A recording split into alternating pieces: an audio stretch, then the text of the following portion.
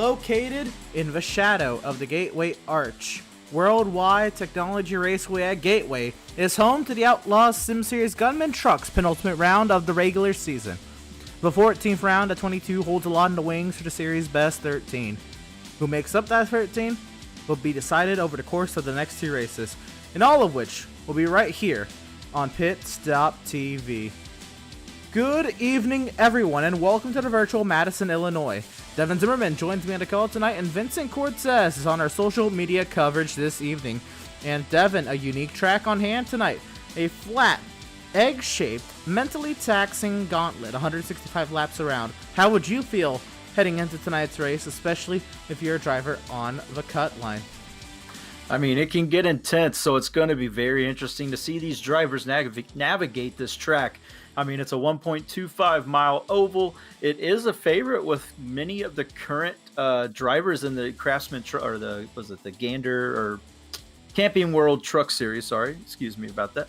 But yeah, the Camping World Truck Series drivers really like to drive this track. It's unique. It's the egg shape, which mimics Darlington and Twin Ring Motegi.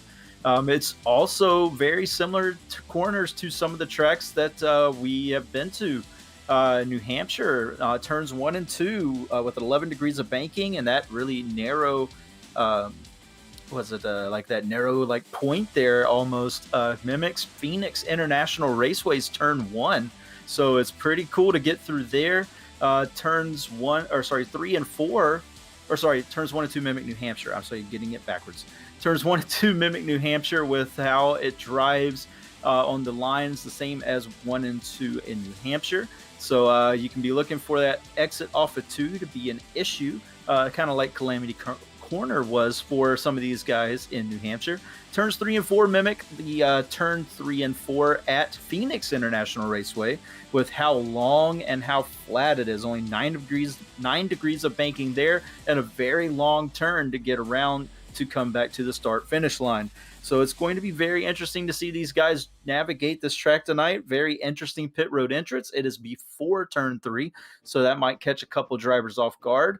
Got to make a mental note of that one. So I'm excited to see these guys tackle this unique track tonight. It's going to be a fun one and a very interesting one since we are closing in on the end of the regular season. Absolutely. Tonight's Gateway 206 at Worldwide Technology Raceway.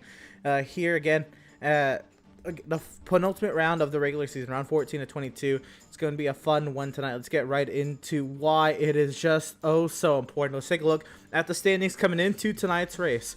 And we have drivers who, are locked into the playoff standings. We'll talk, about the drivers with the wins who've made 12 starts. You have Joseph Causey, of course, Greg Holt, Jeremiah Stutzman, Tyler Markle, Brad Bothwell.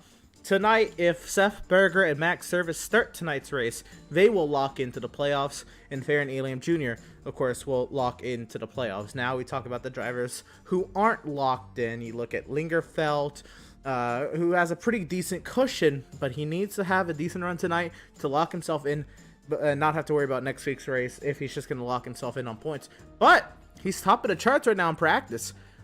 You know how to not worry about points? Win. So he may be looking to do that tonight here at Gateway. Matthew Setzer, of course, one of the drivers towards the cut line. Joshua Lane Fox and Devin. The cut line from there on, so tight. It gets down to about 6 points, 12 points in and out of that cut line. Yeah, for sure. It's getting really tight on that cut line. We see that there is a driver with wins there, Farron Elam Jr. So, right now he is into the playoffs. So that 13th position is going to get really, really tight. 12th position, actually, excuse me. It's going to get pretty tight for these guys. It's still 13th, but I'm getting my numbers mixed up. Excuse me. I am all over the place confusing right now. It technically is out of the top 13 in points, but with his win, he is locked in. That cut line is between Gilliard and Devin Smith. That is. So, that's where we should be looking. So Devin Smith's got some work to do. He is right there on it. He's only 12 points out. And then we see back there Kevin Thompson, he is 18 points out. Brandon Richardson right behind him is 43 points out. Then we have Jesse Adams, 60 points out. Doug Solms, 112 points out. And Andrew Pratt, 130 points off. the pace there for that final spot. So these guys towards the end here, down towards Solms, Adams, Pratt, I mean, even Richardson, they're pretty much got to win to get in at this point. Kevin Thompson still has a chance to get there. Devin Smith also a chance, and James Gilliard really got to pick up the pace if he wants to stay in. You might notice Jason Miz there with the star asterisk beside his name indicating his win. He did win at Daytona. However, he did not make the minimum starts necessary to make the playoffs, so he will not be able to compete in the playoff, or will not be able to compete for the championship this season in the playoffs. Unfortunate for him, he showed a lot of speed last week, but hopefully, this is encouragement for him. Maybe he'll come back stronger next season, make all the races, and be eligible for that playoff contention. Yeah, absolutely. With Jason Miz last season, of course, he was vying for that playoff spot, was not able to get in and get it quite yet. Then this season, of course, starts off the season with a win, an absolute high note for him. But from then on, I'm sure there was some reasons why he had to miss some starts this season. But I'm sure winning this season will give him a little bit of motivation heading in to compete for next season's playoffs. But we still have other drivers going at it for playoff spots. I see drivers like Andrew Pratt, who's on the outside of cut line, looking fast and pretty sporty tonight for tonight's Gateway 206 at Worldwide Technology Raceway. Don't you go anywhere. We'll be right back with pre-race coverage of the Gateway 206 from Worldwide Technology Raceway here in virtual Madison, Illinois. On the far side of this break, pre-race interviews and qualification coverage. Don't go anywhere. We'll be right back here on Pit Stop TV.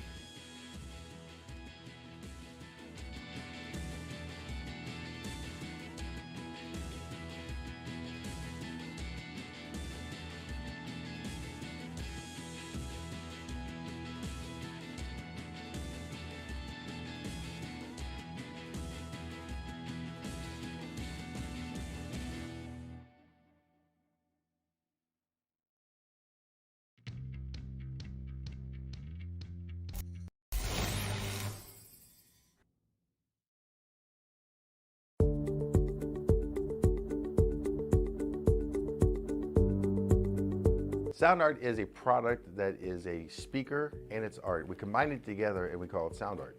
What makes it so unique that any picture can be your speaker?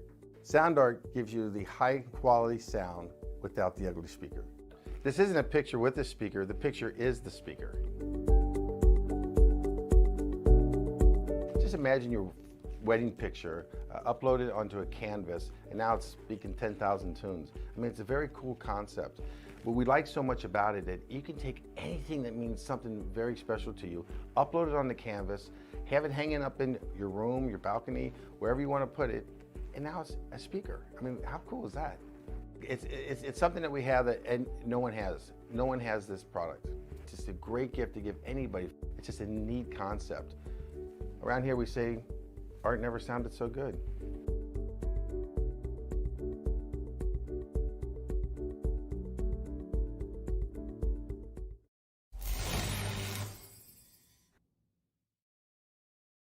After months of quarantine, we're all interested in how we can become our best self. The team at Permanent Makeup and Cryo is here to help you get the flawless makeup look every day without the extra effort or time.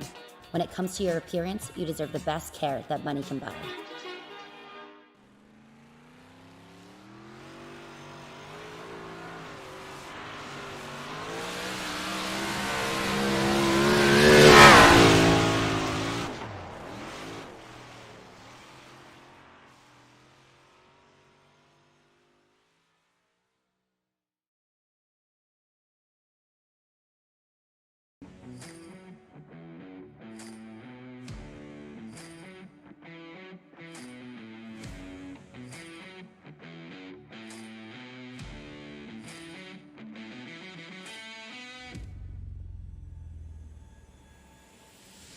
Welcome, race fans, to the virtual Madison, Illinois. We're here at the Worldwide Technology Raceway at Gateway. We're here for Gateway 206, round 14 and 22 on the Outlaws Sim Series Gunman trucks scheduled, the penultimate round of the regular season. And again, We have drivers vying for playoff spots tonight, and all of that is going to be decided over the course of the 165 laps tonight, and the 190 laps next week at Iowa. We'll actually take a look at the schedule here in a second, but before we do that, we've got to give a huge shout out to all of our partners here at Pit Stop TV, like, of course, Tucson Sound Art. Your picture, your music. You provide the image that you want, and we will custom create a beautifully framed, high-quality canvas with a built-in Bluetooth speaker. With Sound Art, you get the best of both worlds. Visit TucsonSoundArt.com for additional info and use promo code PitStopTV at checkout for 10% off of your purchase. But when it comes to your appearance, you deserve the best care that money can buy. With locations in Auburn, Lewiston, Naples, and Saco, Maine, permanent makeup and cryo in Maine owner Ashley Boyer is a certified micropigmentation specialist. Provides professional, safe, and personalized services. You can contact permanentmakeupinmaine.com or you can call or text them at 207-358-8683. And, so you'll notice tonight we have a beautiful race logo for the Gateway 206 here at Worldwide Technology Raceway. You'll also notice here in a few minutes when I pull back the curtain, beautiful driver's numbers on tonight's graphics pack. And of course, all of that is done by our friends over at Whiplash Media and Andrew Cardinale IV again.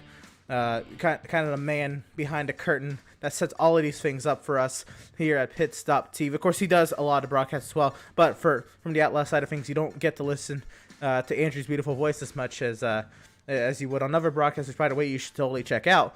But Andrew Cardinale IV, hard at work to make this series look beautiful on the channel, and I'm ever so gracious to have the chance to cover this series and have the support of I'm not only like a creative genius, like I'm just a friend like him, but of course you have to check out Whiplash Media for all. It is the official graphic and camera provider of Pit Stop TV, and of course specializing in various sim racing resources like paint schemes and stream overlays, like so iRacing camera packs and more. And again, you can grab your iBroadcast cameras today at www.pitstoptv.com. And a huge shout out to BAM Racing Videos, of course. BAM Racing Videos by a race fan for the racing community. Make sure you check them out on Facebook. That being said, Devin, let's go ahead and take a look at the schedule we've gone through so far. We're at the penultimate round of the regular season. We've gone through a gauntlet of races thus far, and we still have a a grueling schedule coming up. More than anything, we have, of course, we started with Daytona, the plate track, then Rockingham, the 1 mile oval. That's no longer the NASCAR schedule. Homestead, Miami, the 1 mile and a half. Auto Club, the 2 mile track. Phoenix, the flat 1 mile. Vegas, the 1.5 mile. Bristol dirt. Are you kidding me? The paperclip at Martinsville, the Roadie at Watkins Glen, the Magic Mile at New Hampshire, the Tricky Triangle at Pocono. It's been such a wicked schedule. And then Dover and Charlotte the past couple weeks, but Devin, tonight's Gateway, next week's Iowa, and that run to the playoffs. This is such an amazing schedule. Yeah, and then Iowa to close it out. That's going to be an amazing race. That short track field to close everything out and basically solidify who's going to be in and who's not. Then we go to Kansas, Kentucky, and Texas.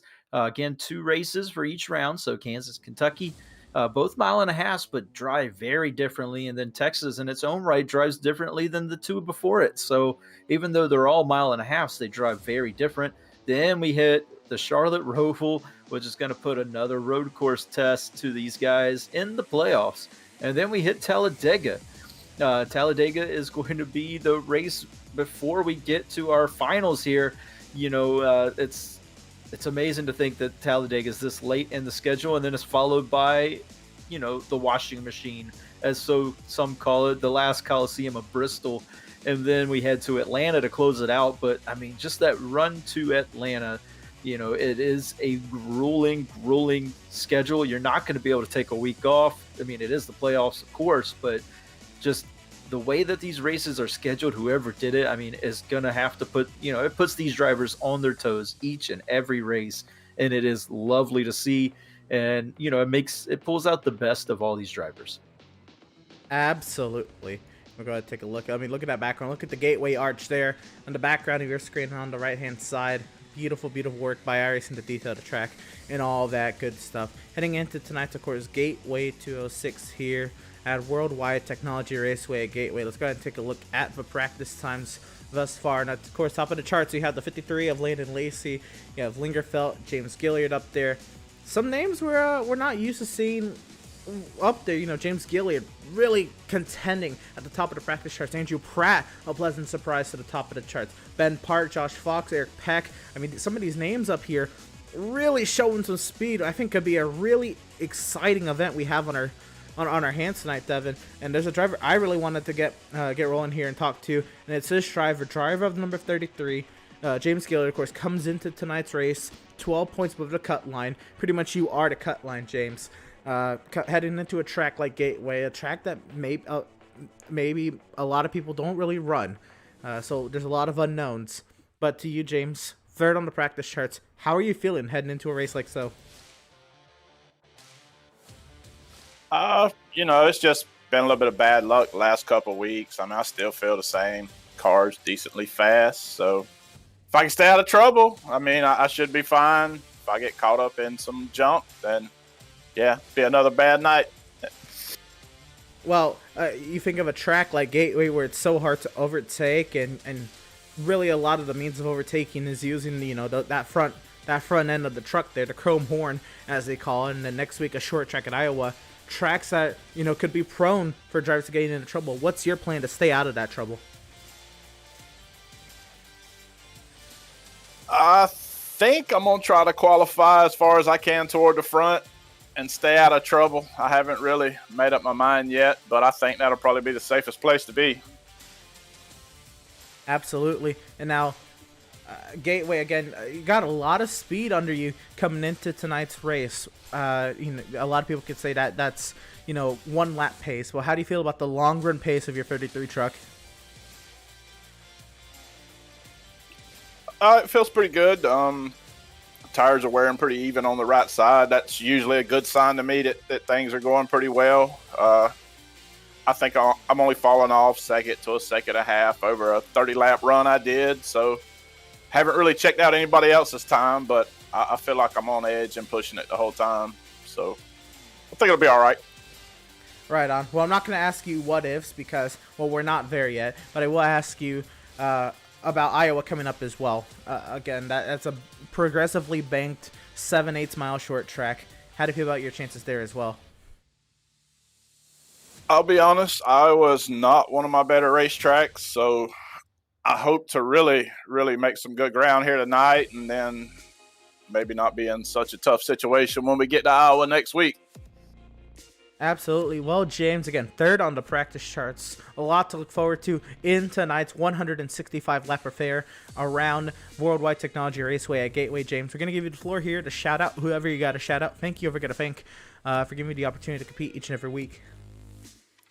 Yeah, man, 10-4. I appreciate you guys up there. Y'all do a hell of a job. It's really fun to go back and watch it during the week. Definitely my teammates. They've definitely helped me with my speed. I've definitely seen a difference over the last couple of weeks or so. And, yeah, that's pretty much it. Y'all have a good night. Right on. Absolutely. You too. Best luck to you, Eddie. And hopefully we'll talk to you a little bit later on. Yeah, man. Have a good one. Yes, sir. And that is, again, driver of the number 33, James Gilliard, looking to hold on to those 12 points he has above the cut line. And, again, it's going to be quite the feat if he's able to do that tonight. But there's two sides to every story, Devin. There is, and I want to pull up the guy who's right behind him, Devin Smith. Get a pick of his brain, see what he's thinking tonight. Hey, Devin, is Devin in the booth? That's kind of weird to say, but it's good to be talking to you tonight, man. How are you feeling? Decent. Puck's a little tight off 2 and a little loose off of 4. Other than that, I know we're a little bit down on speed. But I believe I am faster than Seth, not by a lot, but I am. So hopefully I can gain some points on that. And I know James is fast. However, lately he's been messing up a lot, so I'm hoping he does it again. Well, yeah, we just talked to James, and he was saying that he needs to put one together tonight to key solidify himself, and again, you need to put one in as well. So, we were talking to James. We were asking him, to stay out of trouble tonight. A lot of guys been getting into trouble lately. So, to stay out of trouble, you think it's better to kind of, play it safe, kind of work your way up from the back, and observe everything and try and miss it, or get up front as quick as possible and kind of solidify yourself up at the front? It's gonna be hard either way, because if you're in the front, you could get caught up by someone pushing it too deep into turn 1 or 3. If you're in the back, you can get caught up from a big accident in front. It'll be hard to tell until we actually get racing and going. I wouldn't think there'd be. Hopefully there won't be any accidents early on, but if there is, it's probably gonna be about like last week. If there is one, most likely it's gonna take out a lot of drivers early. All right. Well, I mean, we did have that big one, like you said. I think it was lap 2, or lap 1. I can't remember off the top of my head at Charlotte, but yeah, we had that big one. It kind of took out a lot of drivers. As going forward, though, I mean, you still have. I mean, this isn't the last race of the regular season, so everything doesn't depend on this one. But next week is a short track at Iowa. Any insight to I don't want to get you thinking too far ahead, of course. Got to focus on tonight. But as we get into Iowa, how are you thinking about your chances at that track? I'm definitely a lot more confident at Iowa than Gateway. I know. I don't think we raced there last year, but in the Outlaws on Heat 5, I ran good there, so hopefully I can transfer it over to iRacing. Well, I hope so, man. You've been right on that bubble all season long. I like to see you get in. Also like the paint job on your truck. Want to shout out the Halloween scheme there. It looks great. This being October, getting close to the spooky season. Great paint job on that truck. But yeah, you're welcome. But yeah, now before we put you back down, I will let you shout out whoever you got to shout out. Thank whoever you got to thank. The floor is yours. Well, we got Reaper setups for our setups as always. Always a fantastic job. Keeps us in the running every week. I mean, paint scheme wise, I just got one off trading paints. I know Kyle's gonna be fast. Josh was fast. It should be a good night for Dark Horse, hopefully. Well, I hope so, man. Hopefully, we're talking to you again here. It's been a while since we talked to you. Between the last time that we did. So I hope to talk to you again, possibly on the podium. That'd be great. But otherwise, have a great night, and we'll see you again, man. Thank you. And that was the 95 of Devin Smith, and you heard it, Emerson. He's saying that, he's kind of a different mindset of James. James was saying that he feels really good at this track, and he wants to take full advantage of it tonight, stay up front, stay out of trouble, whereas Devin is saying, maybe I want to hang back, maybe. I'm not really comfortable, not really sure, but he likes his chances going into Iowa, whereas James doesn't. Yeah, again, the tale of two drivers, one above, one below the cut line. One likes this track, one likes the next track. Very intriguing story is to go on there. There's one more driver that I want to talk to, and it's a driver who's got a little bit of work to do tonight over the course of the next 2 weeks if he's going to make it into the playoffs, but also, one way to just kind of get rid of all that hard work that he has to do would be to put it in victory lane. Driver number 29, Brandon Richardson, currently 11th on the practice charts. Brandon, again, steadily working your way up the speed charts each and every week. That beautiful Busch Light Red Apple truck every week catches my eye. But Brandon, again, 11th on the charts. Got quite the points deficit to overcome to make it into the playoffs. 2 races to do it. How do you feel? Honestly, I feel a little nervous about it. I was kind of in the same situation last year when we were running the Xfinity cars, and I didn't make it. So I'm almost to like a win in your end point, and I'm not sure how I feel about that because everybody here is really fast. we've been doing good with the Reaper setups and all that, and trying to get faster and faster. I just keep falling a little bit short, so hopefully I can get some good spots tonight. Well, you look at tonight again, a flat 1.25 mile track. Egg shake two. Excuse me. The ends of the speedway are two completely different corners. What's your game plan to attack tonight's race to give yourself the best opportunity to try to put yourself in the best situation for Iowa? Probably just keep it clean. I mean, you can get really loose really easy, and I just got to avoid all the people that wreck and try to win it in the first turn. Not gonna name any names there, but you got to avoid all those guys and just keep it clean and make it there to the end. That's gonna be my biggest thing. We're 11th on the speed charts. I mean, I got some teammates that are in the top 10, so as a team we have some speed. I just got to figure out a little bit more things on my end, and I think we'll be all right. Well, things I'd like to inquire you about before we get into qualifying here is that long run pace. Again, a lot of people kind of have to delve in a little bit. How do you feel about your long run pace at a track that's all about hitting your marks? I actually feel pretty good about it. We did a pretty good practice session yesterday, and we were all checking our tires after some longer runs, and the wear was pretty good, so I think we'll be all right. Right on, Brandon. Well, we're getting into qualifying here, so we're going to leave you to it.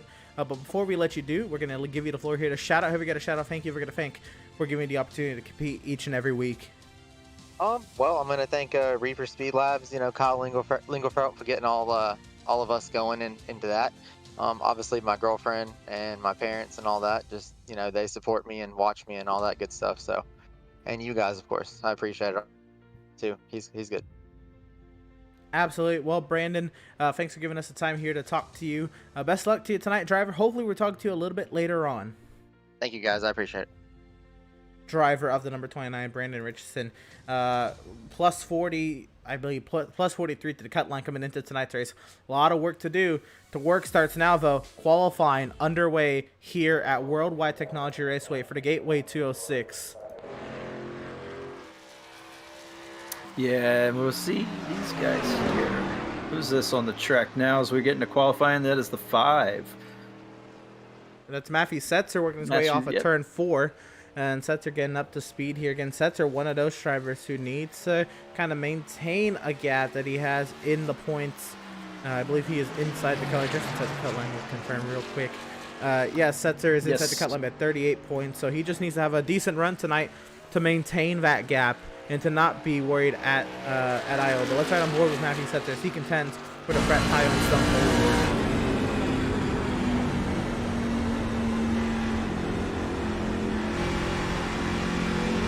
See just how long you have to contend with the truck through 3 and 4. It really is all about patience through 3 and 4. Setzer set the first time on the charts, and he'll go top of the charts.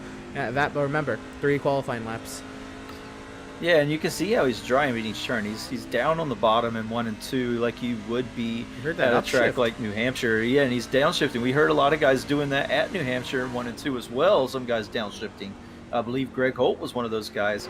Then here in 3 and 4, you run it like Phoenix. Run that middle line, try to diamond it off to get the run. I mean, that's really interesting stuff to watch these guys do. Not sure who we're on board with now. This is the 45 of Julio Villalobos, who was put at top of the charts through 1 lap. Landon Lacey tried to outdo him. Jesse Adams slaps at 3rd quickest. We are now into the first, this is 2.5 minutes. Lacey goes top of the charts now. Villalobos trying to outdo that lap onto his 3rd. Yeah, and you see he misses the bottom there and backs out of it. But he was running a little bit lower line in 3 and 4 and kind of got loose getting off. I saw the back end of the truck kind of slide up to the wall as we were on board. Now we're with James Gilliard, a guy who said he wants to be up front. Let's see what he can do here as he's going through 3 and 4.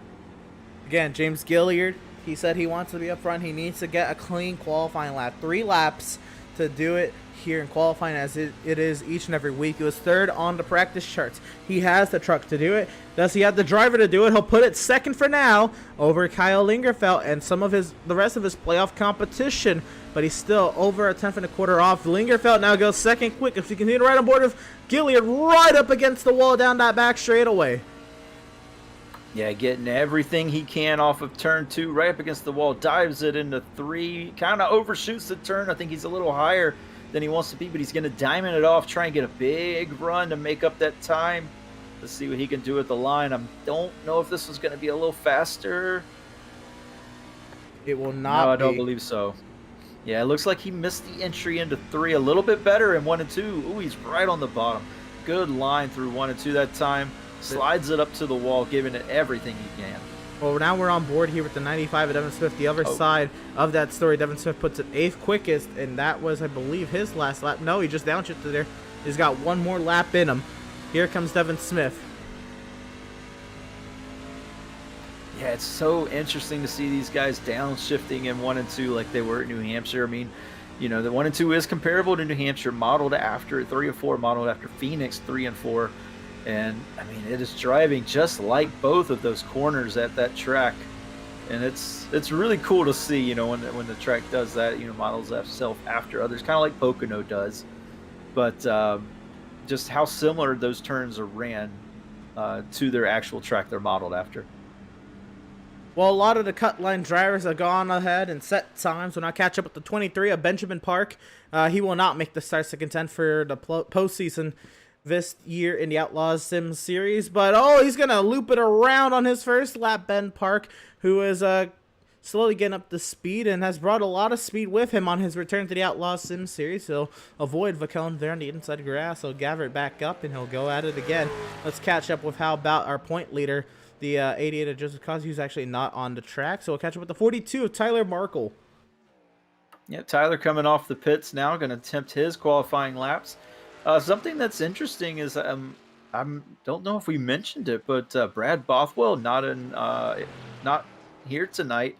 Also not here tonight. I don't see Greg Holt. Yeah, well, I guess in their defense, Brad Bothwell, Greg Holt, they've made the required amount of starts. They are locked into the playoffs. If they do not like this track, they don't want to find themselves in trouble. Well, why not take the night off? I guess it'd be the equivalent of resting your starters in week 17 of I guess week 18 this season in the NFL season. At that, Seth Berger goes 3rd quickest. We're still waiting to see if anybody can go outdo Landon Lacey's time. Jeremiah Stutzman, how about it in that number 71 truck, trying to get up to speed. Ben Park goes 5th quickest. We have 12 times on the charts. We have Jeremiah Stutzman, Tyler Merkel still to take to the track, and now our point leader, Joseph Causey, has gone to the track. Yeah, Stutzman putting his laps together here. He's going to be on his first time lap this time. Runs it right on the white line in 1 and 2. Beautiful line. He's a little tight coming off. It looked like Kark wanted to push to the wall, but he keeps the speed in it. Heads down to 3 and 4. Let's see what he does here. Ooh, drifts it through there. He's going to go around. Yeah, he dove it in real hard. I saw that back end come around when he came off coming into 3. It looked like he's trying to drift it through 3 and 4.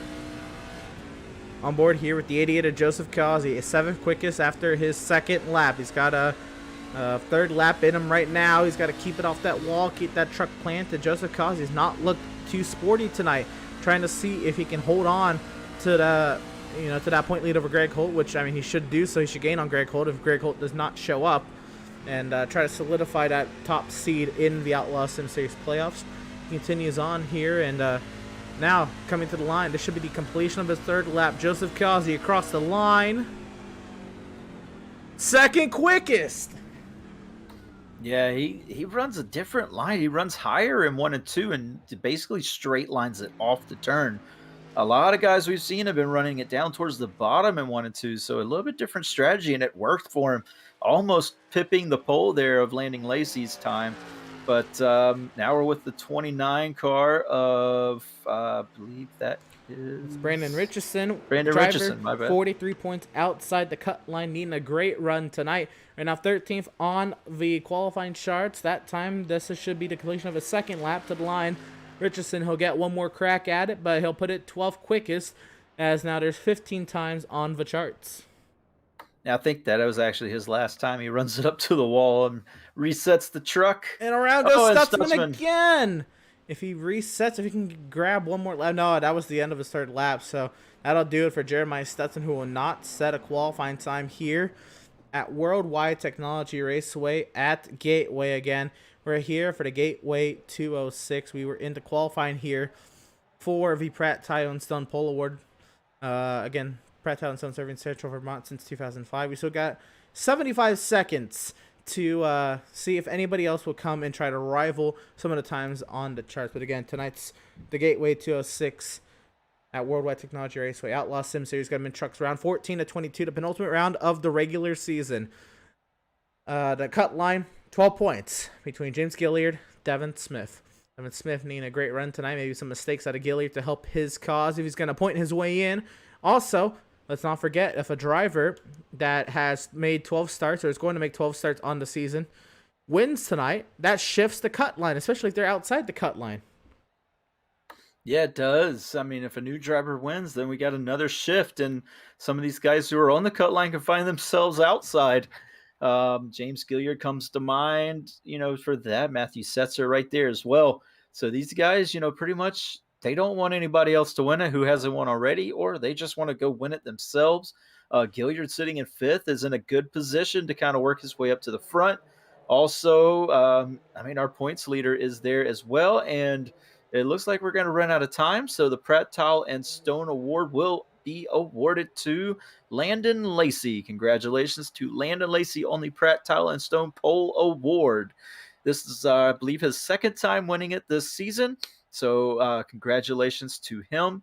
Pratt Tile and Stone's Pole Award, presented by Pratt Tile and Stone, serving Central Vermont since 2005.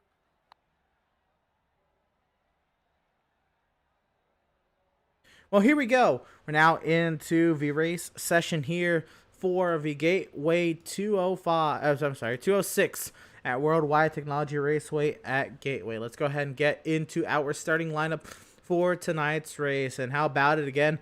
Our Pratt Tile and Stone Pole Award pole sitter, driver number 53, Landon Lacey, and we'll kind of go on through the grid here. To his outside will be the 88 of Joseph Kazi. Row number 2, it'll be the 65 of Kyle Lingerfeld. Again, needs a decent run tonight to lock himself in on points. Seth Berger needs to take the green flag tonight to be locked into the playoffs, and he, should do so in a pace lapse time. Row number 3, it'll be the 33 of James Gilliard, the 23 of Benjamin Park. James Gilliard, again, has 12 points with the cut line.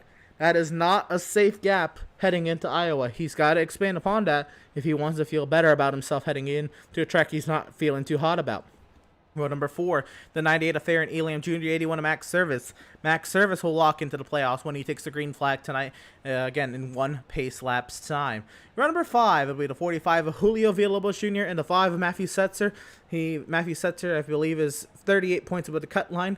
Needs to maintain that margin if he wants to feel good about himself heading into Iowa. Yeah, and then row number 6, we're going to have Devin Smith, who's battling for that playoff spot. He's he is just below the cut line due to the winds behind him. So he's got some driving to do on his outside. As Brandon Richardson also competing for that final playoff spot. This is going to be an interesting row to check out throughout the race. Starting in the seventh row is Tyler Markle there in the 42 car. He is locked in. Jesse Adams in the 14th position on his outside. He's got some work to do. He pretty much has to win if he wants to get in. Jason Miz did make the number of starts here in row number 8, so he's going to be just out there for pride to play spoiler, if you will, try and get himself some momentum heading into next season. Jeremiah Stutzman, again, he's going to be into the playoffs in row 16, starting 16.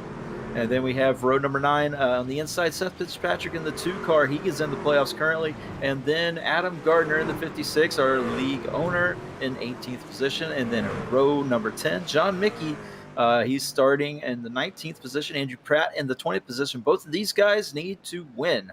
If they get a win, they are in. So, well, we continue on to row number 11. By the way, a note there that Adam Gardner will not take the green flag tonight. He is not actually going to be running into tonight's race. Kind of just here running race control. And I guess there's a couple misclicks there. But row number 11 will find Joshua Land Fox in the 66, Randall Barnett in the 63. Couple drivers. Fox inside the cut line. Randall Barnett way outside the cut line, needs some help tonight. Daniel Park, Matt Rogers, 23rd, 24th, 25th will be the 25 of Eric Peck, the 67 of Doug Solms. That's going to round out our starting grid tonight. The iRacing.com safety vehicle will find its safety in the pit lane, the field in the hands of the 53 of Landon Lacey and Devin. We're green from Gateway.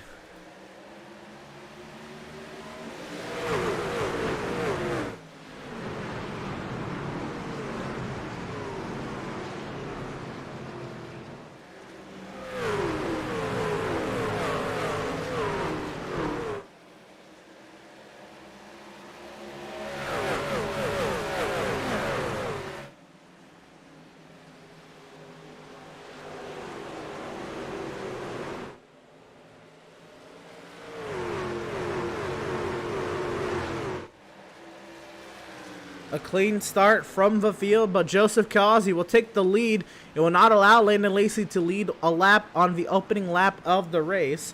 And again, through turn 1 and 2, a very, very tight, very slow corner, tight radius, I should say. They downshift to third gear. It's such a slow speed. Then you have such a long straightaway to rocket off here into turn number 3 and 4 and not break the grip in that truck. Back here, Daniel Park getting overtaken by Eric Peck. Here goes Eric Peck up the inside, rolling right up against that inside curbing. And you don't really say that trucks or vehicles are up along curbing at an oval. That's another unique thing about this racetrack. Yeah, it is. And something I noticed there was the outside line got a very, very good jump into turn 1 and off of turn 1. Seth Berger also making up a spot there. Yeah, it just seemed like that outside line, you get a better launch through turn 1. So that might be something we see if there is any cautions and that choose rule comes into effect. We might see the leader choosing the outside here just based off of that first restart. Absolutely. Let's see where it's very tight back here. This is Kyle Lingerfeld preying on last season champion Seth Berger. It looks like I thought there was a little bit of calamity going on. Nonetheless, we continue on. How about Seth and that bright pink number 77 Flood Brothers Liftworks Chevrolet Silverado. Burgart's, of course, there on the spoiler as well. Again, bright pink recognition of breast cancer awareness. Again, this month is Breast Cancer Awareness Month, and you'll see some of these drivers decked out in pink for tonight. And Seth Berger, just a bright highlighter pink truck tonight. Yeah, he'll be easy to spot for sure, but again, we want to, give our support out there for those who are battling breast cancer or know someone who is. You have our thoughts are with you, and always know that you are never fighting this alone. There are plenty of people who have had an issue with cancer throughout the years, and it is always something that is near and dear to at least most people. Most people have lost someone due to cancer or know someone who has cancer. So again, thoughts and prayers are with you. But back to the racing here, getting really tight. Julio Villalobos has some company there behind him. Oh, he gets a better exit, maybe. No, he's just being set up. So, man, this is some great battles that we're seeing here, even though we're kind of single wide. Just some guys are a little bit better right now. Backing off the corner there, you can see Farron Elam is that truck behind him, backs off the corner, tries to get the run off. And he closes quite a bit when he comes off the turns, Emerson.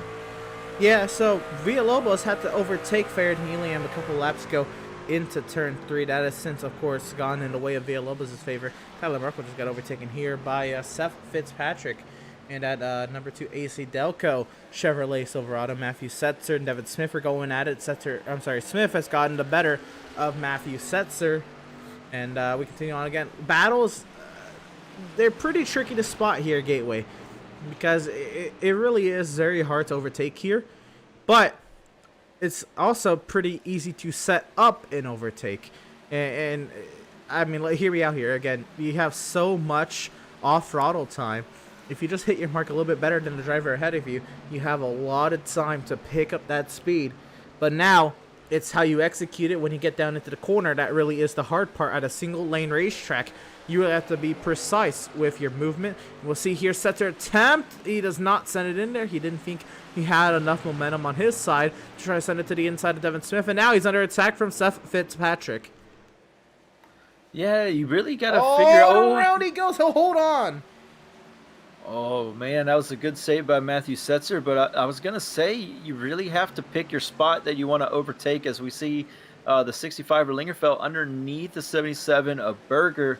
Berger gets the run off the turn just a bit to keep him side by side, but when they get into turn number 3 here, we'll see the 65 go by just a bit, but Berger will have to run through the center and off the turn if he drives it right, and he could come back at him.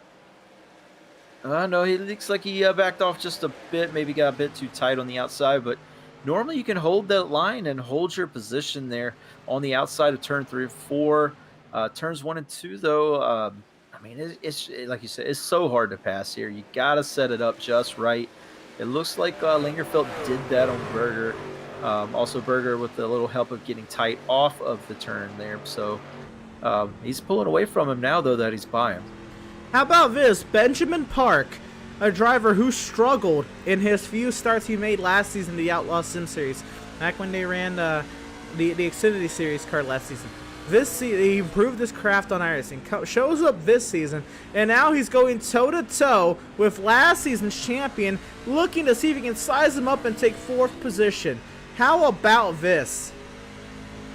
Yeah, and you see he tried to exit a little bit lower than Berger there off of turn number 2 just to see if he could get the run down. He's not able to, so he enters lower than Berger's, going to slide up to the middle and then try and diamond that turn almost as he gets back down to the inside, try and get another run down this front stretch. Not able to do it, though. It's so hard. But you just, like you said, you got to hit those marks perfect. He dives it in lower again, slides up in the middle, and then he's going to try and diamond off again. No, he's going to keep it high this time. But actually lost some ground doing that. So probably just trying to try some things to see, hey, how can I get around this guy faster? But he is taking the racing line. I got to figure out a way by. How am I going to do that? So that's something all these drivers are going to have to deal with tonight, just finding that line. Well, don't look too soon. There's a bunch of couplets here on the front straightaway. We have Landon Lacey under attack from Kyle Lingerfeld. Right here, we're watching Seth Berger under attack from Ben Park. Behind that, we have James Gilliard right ahead of the 81 of Max Service.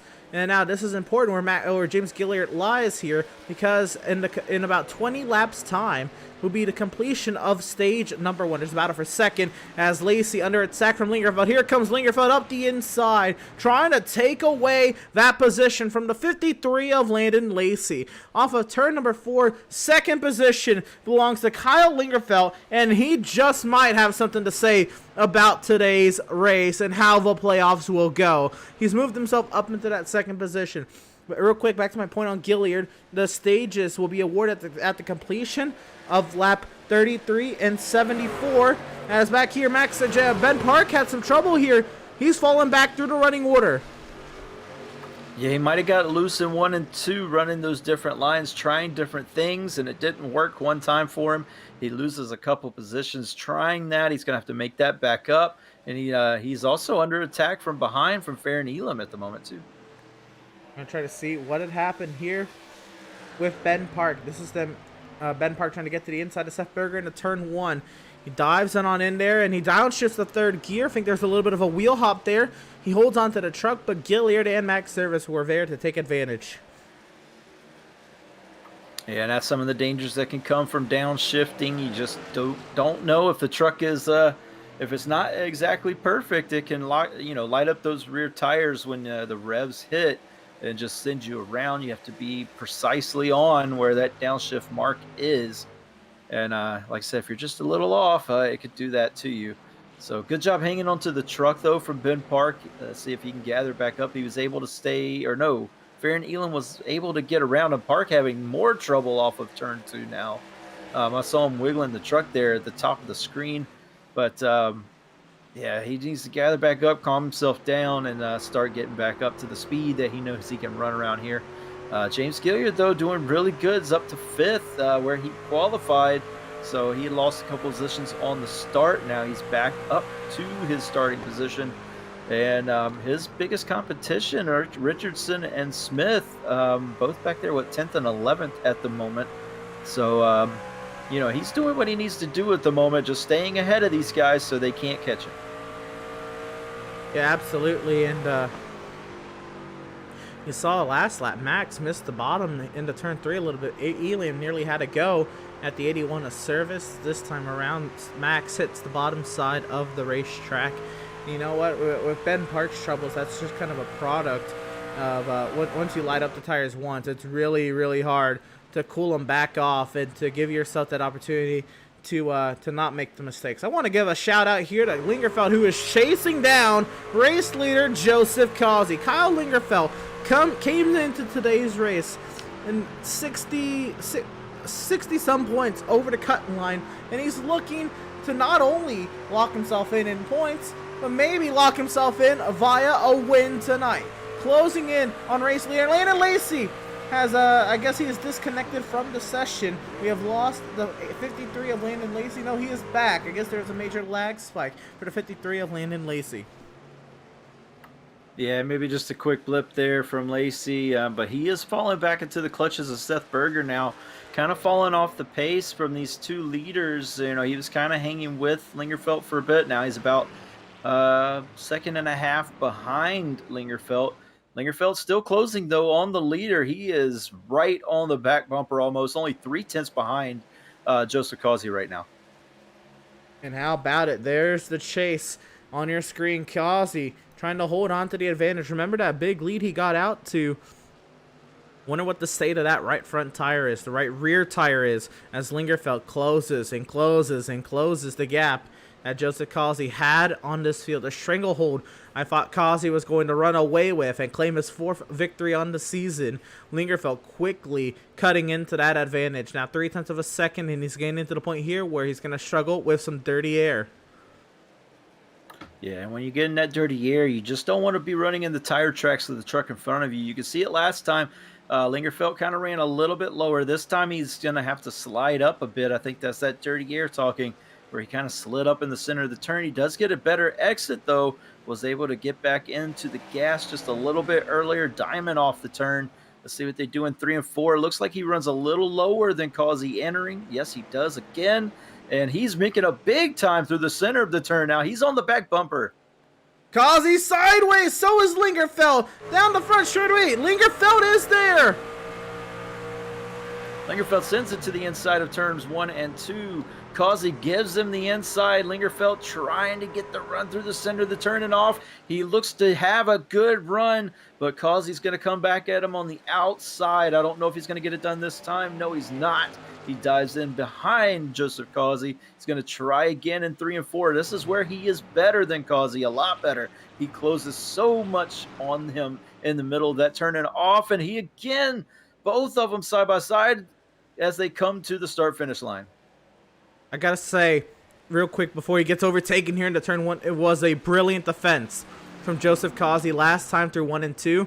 And he's trying to do the same thing up again, up high.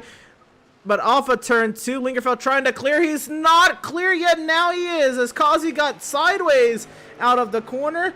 Kyle Lingerfeld is your race leader, the highest driver in the point standings without a win this season. Now leads in the second to last race of the regular season. Takes away the race lead from the most dominant driver of the season, and he looks to run away with it.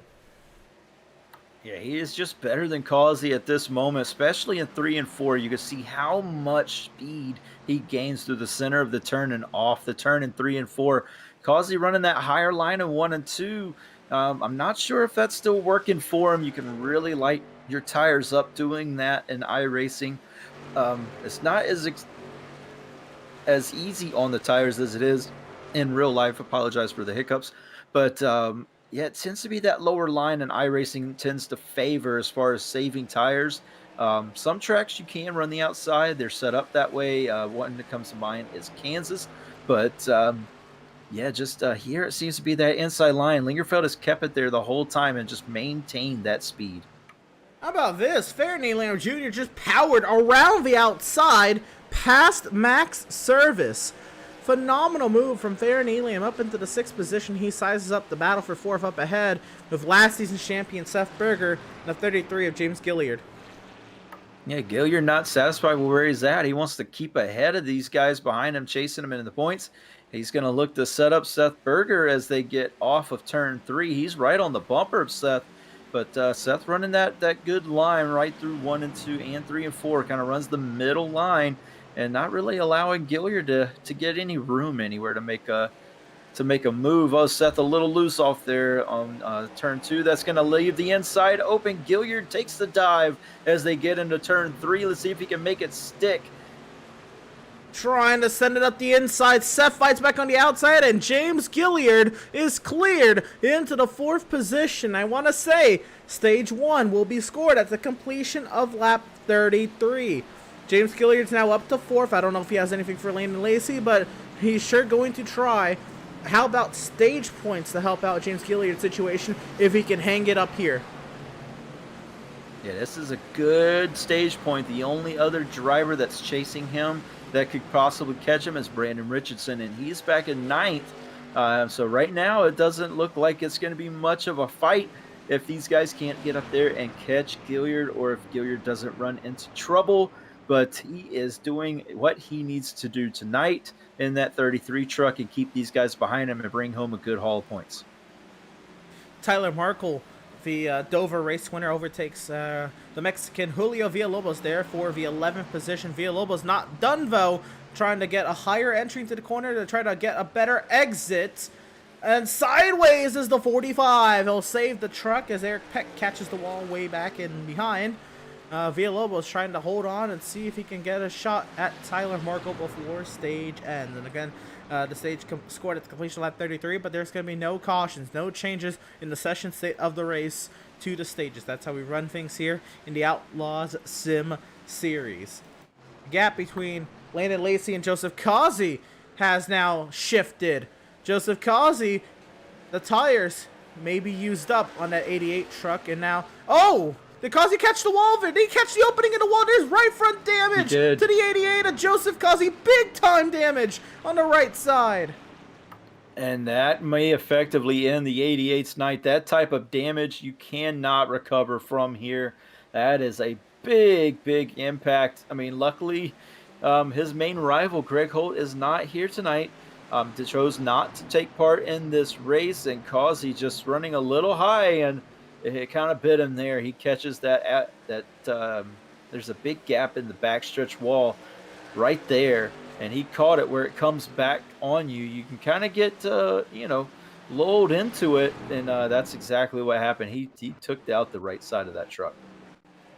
We're going to try to see what had happened here to Joseph Causey last time around, and here he is on the front straightaway. You see him just right up ahead of the 53 of Landon Lacey. So Joseph Causey, also some buildings. But here we go through off of turn 2. It's going to be a little tough to see from this angle potentially. But just watch the opening in the wall right there. Causey just, wow.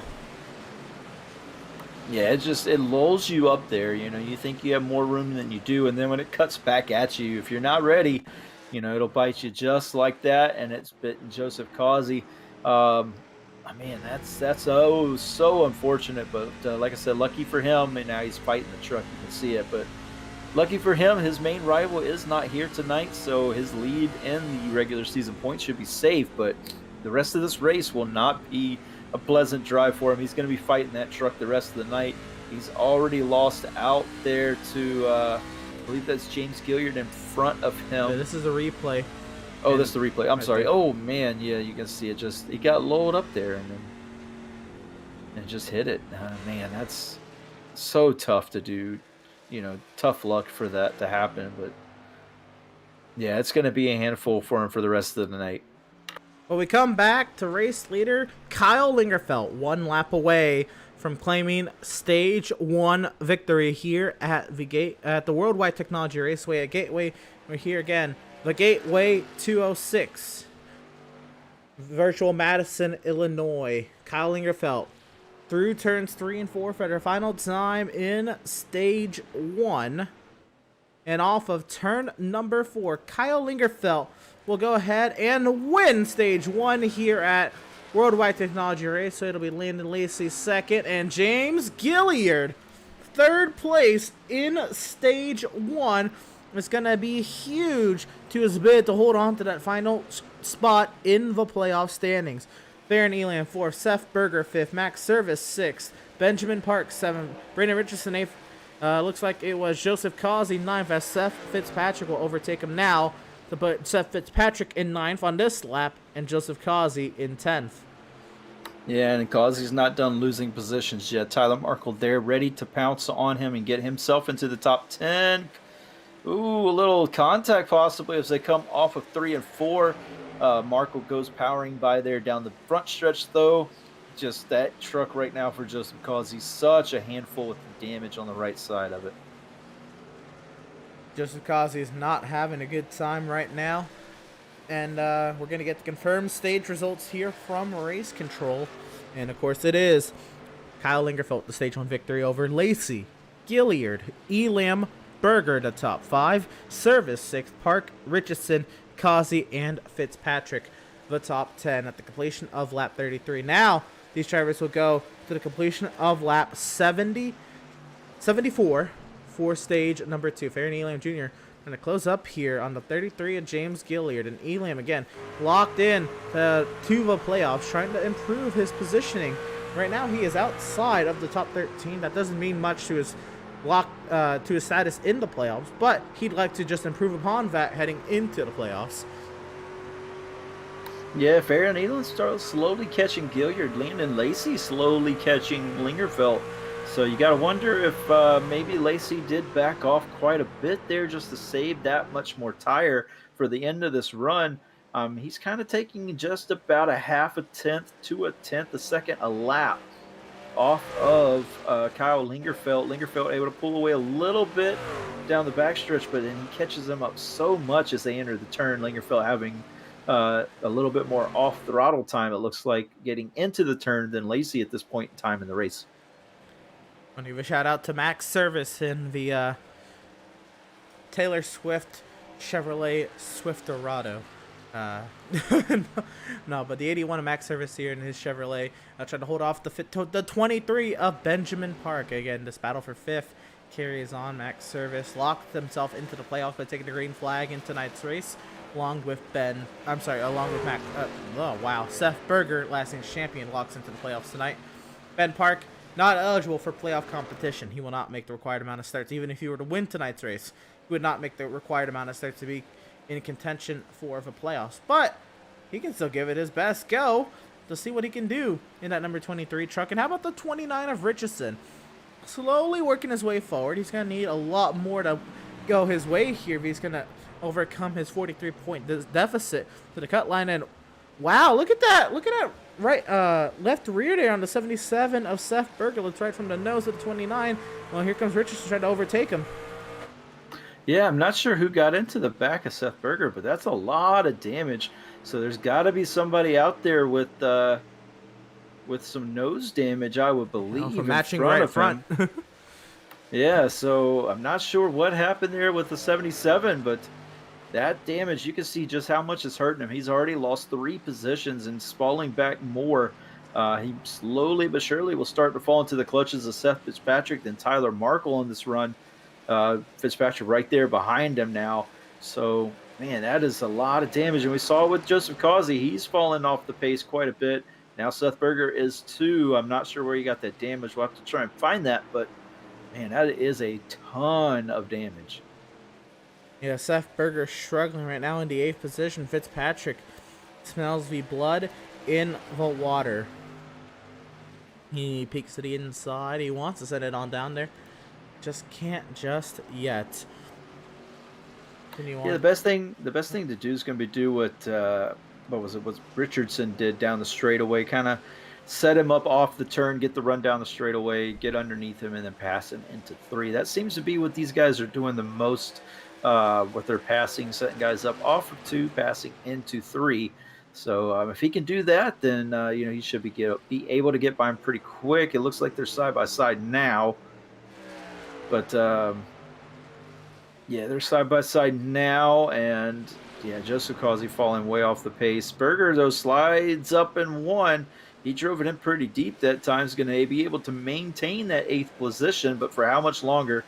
Because Seth Fitzpatrick is just gaining down these straightaways. That damage is really hurting the top speed of that 77 truck. Seth Fitzpatrick, one of those drivers who also needs a good run in tonight's race. Seth Fitzpatrick comes into today's race with only 14 points above the cut line And with Gilliard gaining a lot of points, it could put Fitzpatrick on the cut line heading into Iowa. And you don't want to be that driver on the cut line because, again, if wild stuff happens and a driver outside the cut line, eligible for playoff competition, wins at Iowa, he'd be then knocked out even if he pointed his way into the top 13. Yeah, that's true. You got to give it your best every week. So it's good to see these guys up at the front, but it's going to make things so close when we get to tallying points for this final race of the season at Iowa coming up.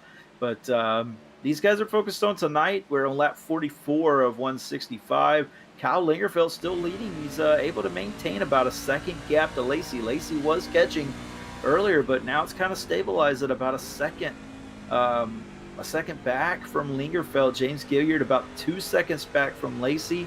That battle's kind of stabilized. Farron Elam is caught. Gilliard just not able to get by at this moment. He's right there on him though. Then about 2 seconds from that battle is Max Service. These guys starting to get strung out, so Lingerfeld might start finding himself in lap traffic here soon.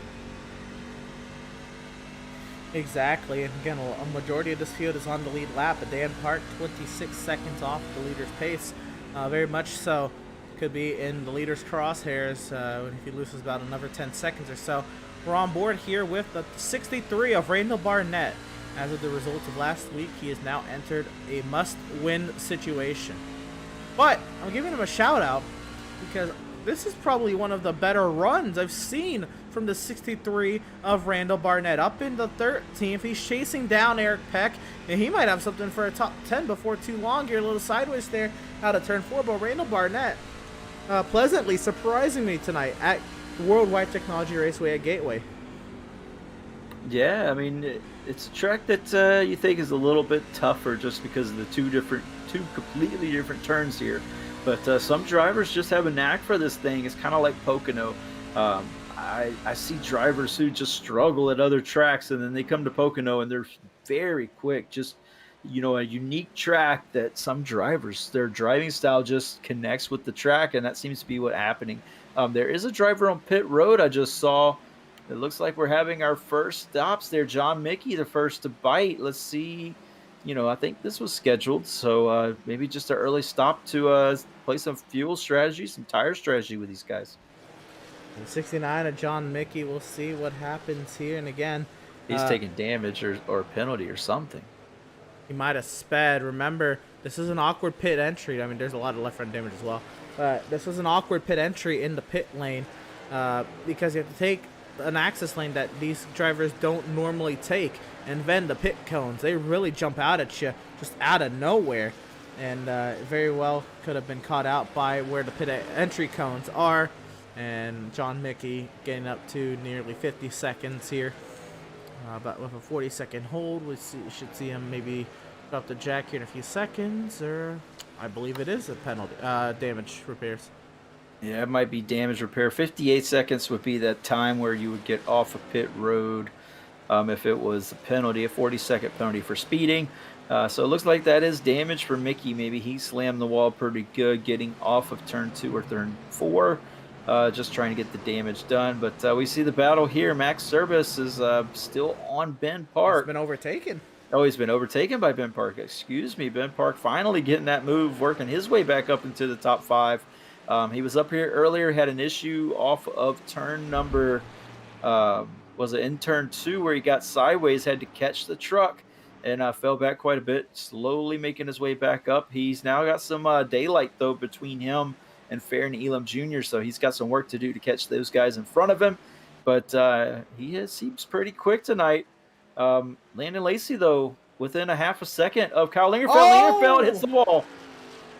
Well, now the eyes wide open under the helmet inside that 53 truck as Landon Lacey tries to drive right up to the tailgate of the 65 of Kyle Lingerfeld.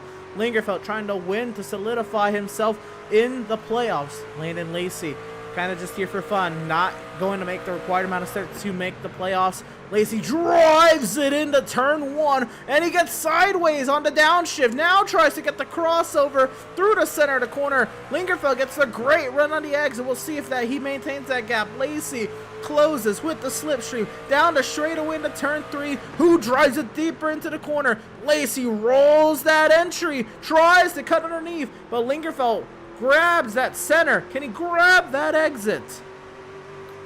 Yeah, he's struggling off these exits. It looks like he's burnt up the rear tires possibly.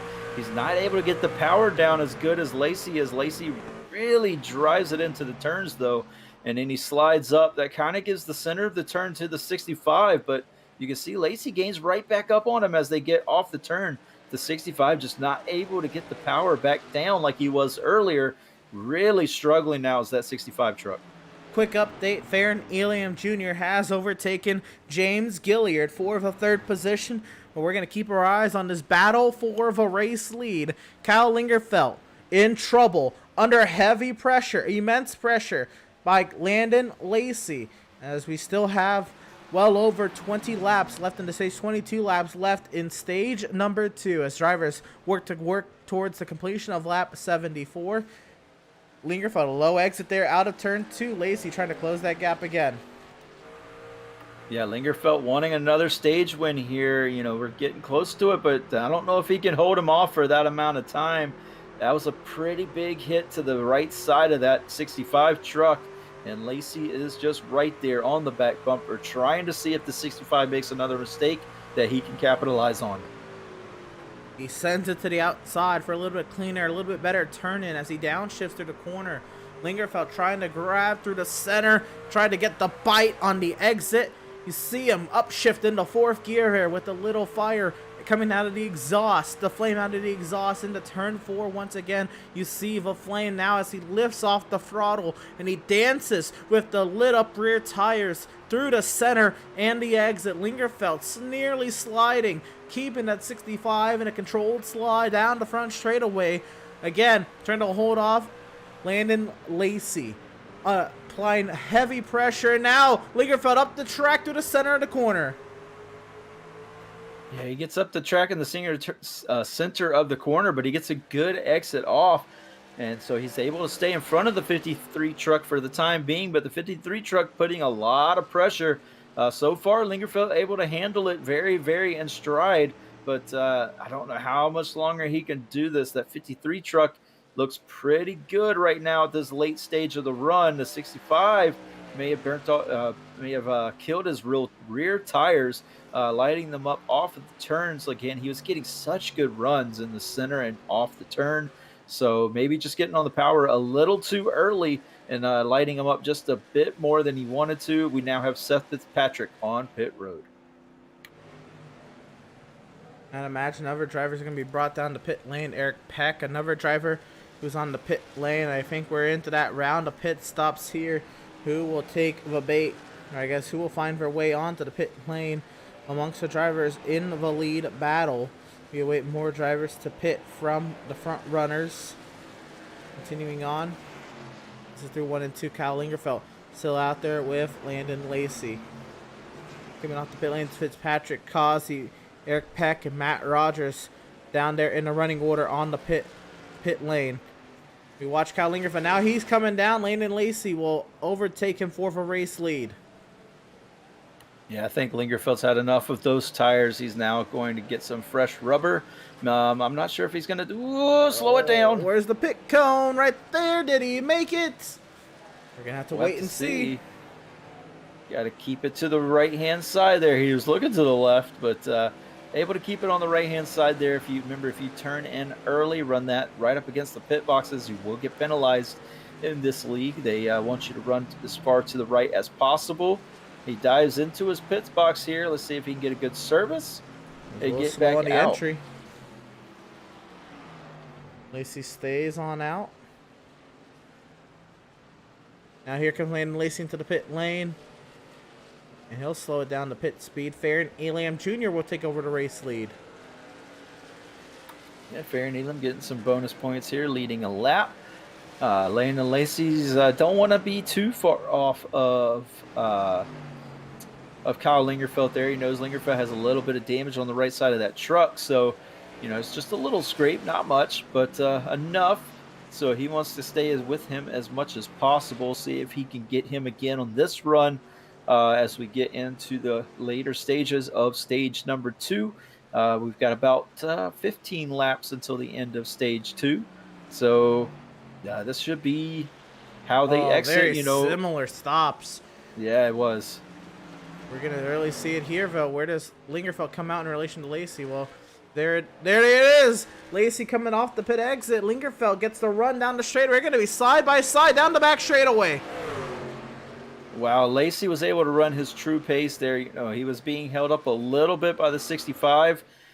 So he ran his true pace on that last lap, kind of like running a fast in lap that like do in F1. They kind of put everything on the line. That's what Lacey did, almost able to get the lead on the pit cycle there as we watch Brandon Richardson take his pit stop. Yeah, he slid through the box. There's going to be a long box time there, about 15 seconds. And wow, Andrew Pratt was flying down the pit lane. I can imagine that was without speeding, but maybe he didn't speed. It just looked fast, I guess, with a driver who's at a stop. But Elam, Markle, Fox, Adams, Smith is in. Waiting drivers to take pit stops. Looks like everybody has come down the pit lane at this point. The battle's here. Lacey's already overtaken Kyle Lingerfeld. Yeah, maybe just a better turn 3 there from Landon Lacey. He's able to get the move done early in the run. Let's see now that he's by him if he can keep up that tire saving mode that he had in the first run and really start to pull away from these guys at the end of this stage.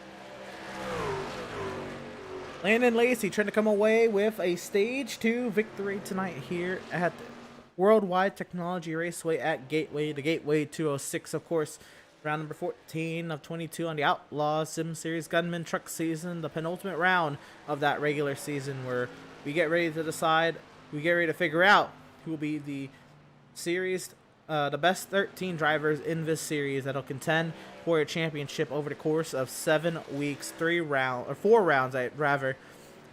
2 races per round, eliminating 3 drivers a round as well. We find our way back here to third with Seth Fitzpatrick. Up here in the third position, has a little bit of a gap over Benjamin Park there in fourth. Farron Elam Jr. up in fifth. Max Service 6th. James Gilliard 7th. Seth Berger 8th. Andrew Pratt 9th. And Eric Peck the top 10. Yeah, and Seth Fitzpatrick stopped early on his run, a lot earlier than Farron Elam Jr. did. So I expect to see Farron Elam come back at Seth Fitzpatrick there. Ben Park as well. I think he stopped a little bit earlier than Farron Elam as well. So we'll have to see how Farron Elam gets through that. Those 2 drivers, since he stopped so much later than they did. But we're watching the leaders here. Landon Lacey again taking the lead on that green flag cycle. Kyle Lingerfeld came out in front of Lacey, but Lacey just already had a heat cycle in the tires, a little bit better grip, was able to get it done on the first lap that they were racing with each other. And he looks to be in the lead now, kind of just maintaining about a 3-car length gap back to Lingerfeld as they head down the back stretch. It stretches to about 5-car lengths there that time as they get into turn 3. Well, Farron Elam with the fastest lap that time around as he looks to size up the 23 of Benjamin Park. Here we go into 3 and 4. Yeah, and this is going to get interesting quick. They're catching Seth Fitzpatrick very quickly, both of them. Seth Fitzpatrick stopped before Ben Park and Farron Elam. Farron Elam, though, he has the freshest tires in the field at the moment, stopping a lot later than most of the guys. Ben Park slides way up the track in turn 1. Oh, near contact there off of turn 2. Ben will get the advantage because Elam had to lift to not make contact with the 23. Yeah, Park knew that that was going to be an issue, tried to diamond it off. But there happened to be a truck there in Farron Elam. Great driving from Farron Elam not to get into the side of the 23 truck. I don't think the 23 truck could have gone much higher either. The wall does kind of poke out at you there coming off the turn. But, man, that was a big slide from the 23. He slides way up again. Not really getting through the center of that turn 1 and 2. And big run now from Farron Elam Jr. down the backstretch. He's to the inside of Ben Park. Side by side as they head down into turn number 3. Farron Elam makes easy work of the 23 of Benjamin Park. Farron Elam Jr. up into the 4th position, looking to now look at the 2 of Seth Fitzpatrick. Yep, and Fitzpatrick, the next one up the road, he's going to be coming under fire from Fair and Elam fairly quickly here, as man, it's already quite a dwindle of time. I mean, when Fair and Elam came out of the pits, he was about 4 seconds behind Seth Fitzpatrick's already caught him here, and it's only been about 6 to 7 laps that I believe that he's been on these tires, and he is really making work of this field right now, trying all he can to get back up into these podium spots. Seth Fitzpatrick, though, like he tried something, had to get in front of some of the guys behind him. James Gilliard comes to mind. Brandon Richardson stay in front of him. So trying something a little different. Nearly catching the wall. But yeah, Seth Fitzpatrick trying something a little different to stay in front of these guys. Not sure it's going to work, but hey, that's the time to do it, is that first pit stop. The second pit stop, you want to have it perfect. So we'll see what he does here at the as his tires get worn. He's putting on a strong defense right now, the Fair and Elam Jr. I feel like this is more or less having to do with the stage points that are going to be awarded in about 5 laps time. At the completion of lap 74, the drivers in the top 10 will get stage points, and Fitzpatrick wants to be as high as he can to try to regain maybe that 11th position in the points, that 12th position over the cut line. Everybody trying their hardest to stay in those playoffs, while Devin Smith is now 2 laps down off the pace. Something amiss with the 95 of Devin Smith, and it looks like it was not an extra long pit stop. Here comes Fair and Elam trying to take third away from Fitzpatrick. Yeah, and that's something that Devin Smith did not need. We were talking to him before the race. You know, he needed to have a good race here to get himself up in front of James Gilliard to make himself a little bit safer getting into Iowa, but now he's running into trouble. It's stuck back there in the 22nd position, 2 laps down already, just not having a night, and when he really needed one. He's still got another week, but it's going to be really hard to make up those amount of points at Iowa. You know, anything can happen there at a short track. So Seth Fitzpatrick, though, he's already lost the position out to Fair and Elam Jr., makes his way up to 3rd. Now he's in danger of losing 4th to Ben Park. Again, Seth Fitzpatrick stopping a lot sooner than these drivers, so his tires are falling off a lot quicker than Fair and Elam and Benjamin Park. Yeah, Seth Fitzpatrick took a bad slide out of turn 4 last lap, but Benjamin Park misses the entry to the corner there into turn 3, and turn 3 and 4 is such a long corner. If you miss that entry into 3, you have a long time to think about your actions, and you'll have to regroup and try to go at it again. But again, 3 laps left in the stage, and Fitzpatrick just trying to hold on to what he's got. Yeah, what he's got right now is a 4th place position, but Ben Park wants that position. He's driven his way back up after having an issue in turn 1 and 2 earlier, where he downshifted and almost spun the truck. But he's made his way back up to 5th, looking at 4th right now. And man, he is putting on a big run here down the front stretch, but not going to be able to get there this time. He looks to the inside, thinks about it. He's tried it. Is he there? No, he's not going to be there off the turn. It looks like Fitzpatrick's going to maintain for now as they head down the backstretch.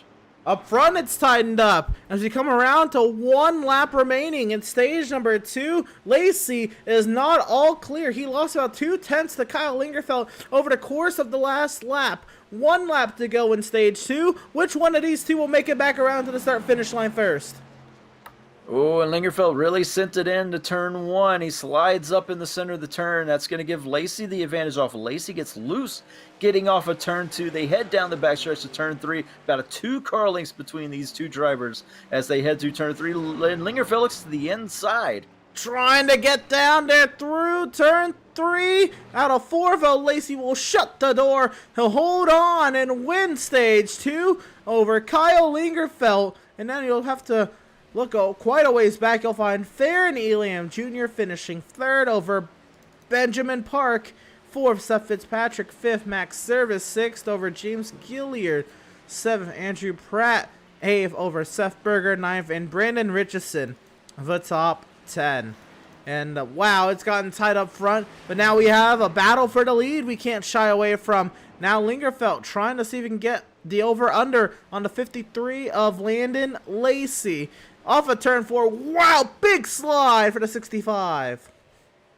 Yeah, and that's only going to light his tires up like he did the last run. He was really lighting those rear tires up, not able to get to the power like he wanted to off of the turns.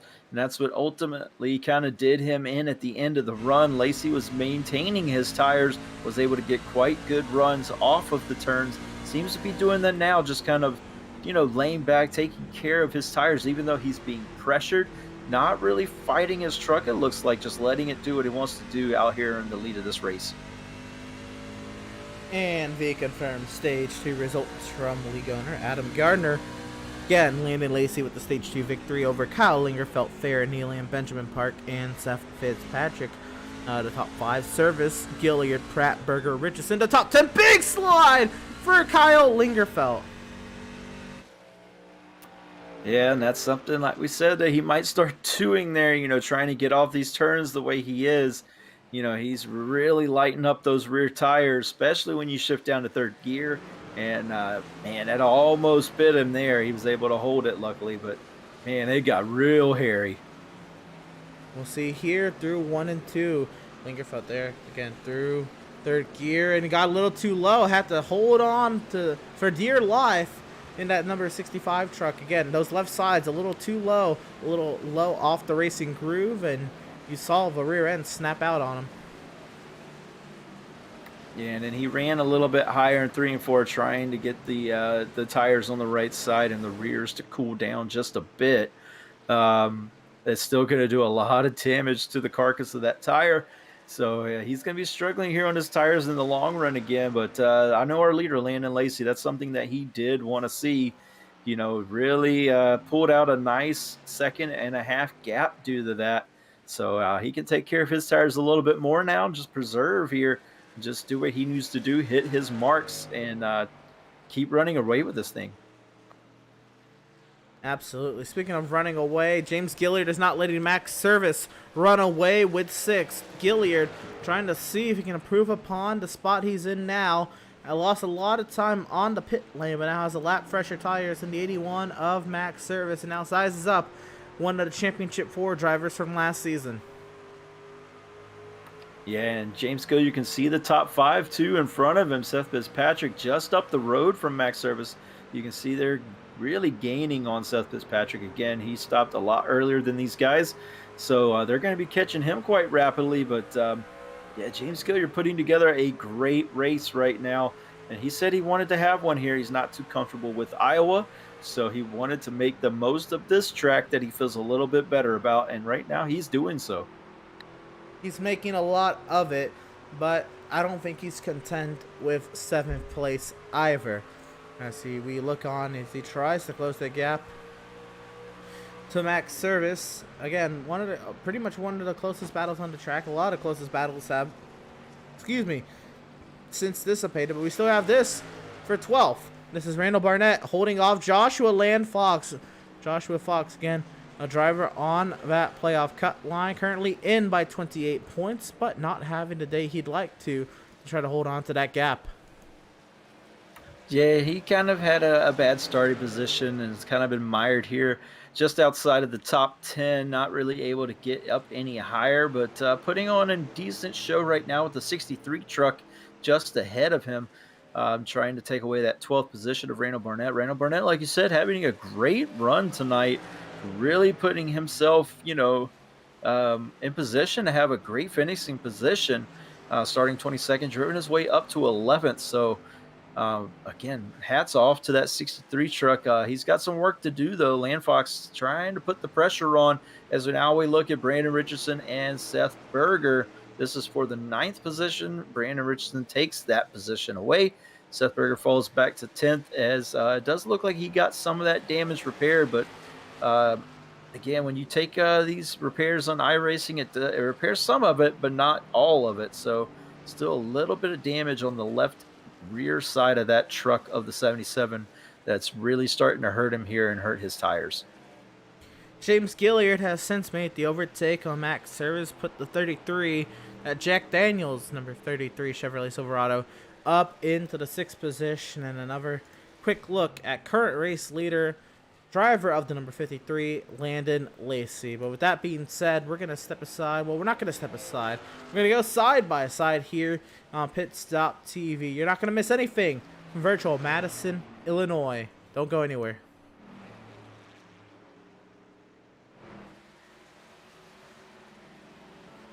SoundArt introduces an entirely new way to listen to music in your home by combining the best of two products, a revolutionary high-fidelity, low-profile Bluetooth wireless speaker with beautiful artwork. Select from a library of artwork or upload your own photos to personalize your experience. SoundArt ushers in an era of invisible, beautiful, and amazing sound throughout your home and redefines your entire entertainment system. The need to reclaim your floor space and rid your home of unsightly speaker boxes that need to be bolted to the wall is now a thing of the past. Our canvas is printed on high-quality permalite by Breathing Color. And select from our gallery or upload your own. Standard sizes include 16 by 20 and 18 by 24 canvas wrapped. Custom sizing is available, as well as surround sound options.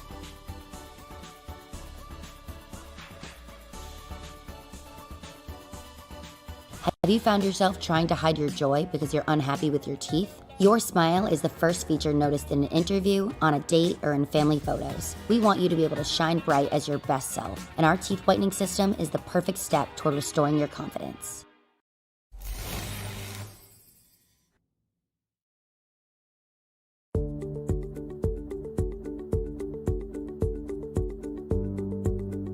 Sound art is a product that is a speaker and it's art. We combine it together and we call it sound art.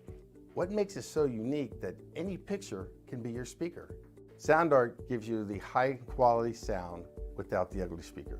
This isn't a picture with a speaker, the picture is the speaker. Just imagine your wedding picture uploaded onto a canvas and now it's speaking 10,000 tunes. I mean, it's a very cool concept. What we like so much about it that you can take anything that means something very special to you, upload it on the canvas, have it hanging up in your room, your balcony, wherever you want to put it, and now it's a speaker. I mean, how cool is that? It's something that we have that and no one has. No one has this product. It's just a great gift to give anybody. It's just a neat concept. Around here we say, art never sounded so good.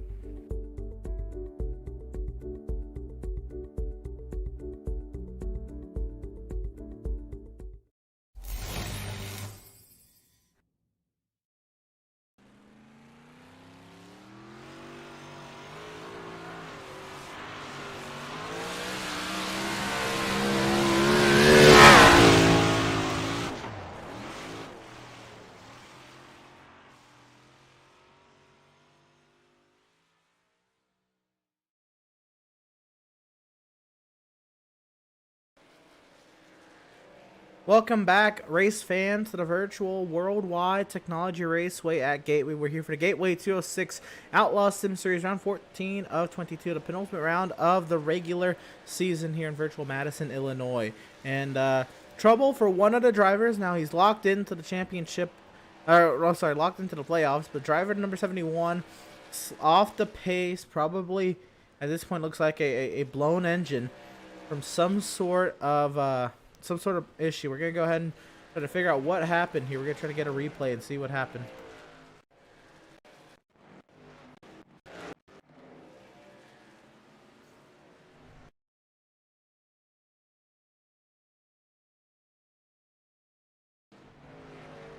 Try to figure it out here. And I think this might be a little too late. Looks like the deed has already been done.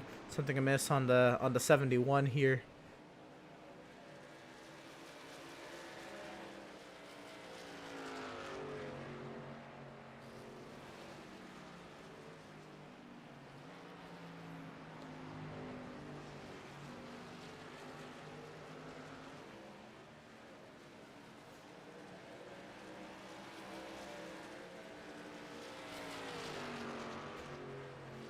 Well, we're not missing a whole lot, so we'll kind of carry on with this replay, and we'll see what happens. Just way up there in 3 and 4. Does he just slam the wall, or I think right there he falls off the pace for some reason. I don't know if he grenades the engine.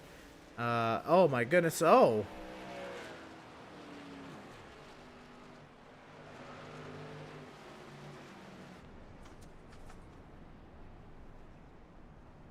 Yeah, I don't know. I don't see any gauges flashing red or anything, so something big. I hmm, I mean, he was already at the point. I mean, he was 20. He was like 20 laps down at this point. I don't know what has gone on with the 71 Jeremiah Stutzman, but again, just had to coast it down the back straightaway at a snail's pace, brought it into the pit box, and I'd imagine that's going to be day done for the 71.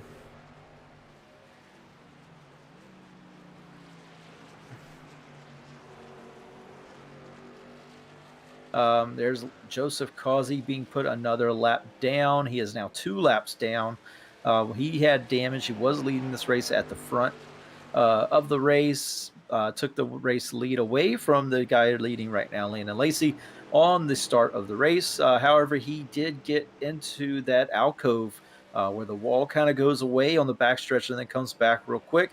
Just because he makes contact on the right side of that car or that truck to that wall. And yeah, the damage is done there, and he's just kind of fighting the truck, and he will be fighting the truck the rest of the evening.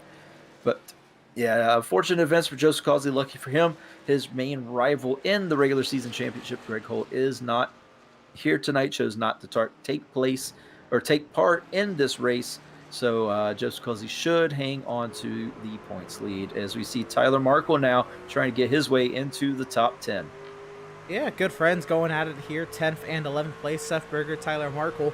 Markle trying to size up. Last season's champion looking all up under the underside of that 77 Chevrolet Silverado. Seth sideways in a controlled slide through turn 4. Here comes the Michigander, Tyler Markle. Yeah, I think that was just a nudge from Tyler saying, hey, man, I'm here. Can you let me go, please? And I don't think Berger wants to let it go just right yet. Berger, though, slides up in turn 1 and 2. We've seen that from him before. Tyler Markle, though, going to get a run off the backstretch. Not really able to capitalize on it. Can't get any closer than about half a car length back. Here's where Tyler really gets his times made. He kind of backs off turns 1, 3, and 4, and then he gains in the center and off the turns. So if he wants to make his pass, Tyler gets loose. Big moment there for the 42 of Tyler Markle, and again was looking to overtake Seth Berger for that top 10 position, and I'd imagine Seth will get a little bit of a break here in the pressure from the 42 truck until Tyler Markle gathers it right back up and tries to give it another go. Eric Peck has now hit the pit lane, and it looks like he's going to be in there for a minute, and he might be done. The 25 Eric Peck will call it a night. We'll get a quick recap on the DNFs throughout this race thus far. We're working lap 98 of 165, and 94 laps ago, Jason Miz called it a night. Only made it to the start of lap 4, and that would be it for our Daytona winner. John Mickey in the 69 again was a driver who was trying to make the starts to make it into the playoffs. He is now 24th, and he is 53 laps off the pace. Jeremiah Stutzman, who we saw what had happened to him during the side-by-side, and we took the replay to try to figure out. And Tyler Markle sideways again, trying to overtake Seth Berger in that 77. But we saw what happened to Jeremiah Stutzman. He's still connected to the session, but 30 laps down in 23rd. Eric Peck has just pulled it off the racetrack there in 22nd. Here comes Tyler Markle up the inside. Yeah, Tyler Markle been working for laps now. He is now side by side with Seth Berger. He's almost clear as he gets into turn 3 now. He is clear as they enter turn 3. He has made the pass. Tyler Markle goes up to the 10th position, and the 77 of Seth Berger falls back to 11th. And man, that was a big battle there. Tyler Markle really having some moments, especially off of turn 4. But that was a bit interesting for him for quite a while. Well, Benjamin Park, Seth Fitzpatrick. This has been an interesting pair of drivers to watch in tonight's race. Benjamin Park has 2 lap fresher tires.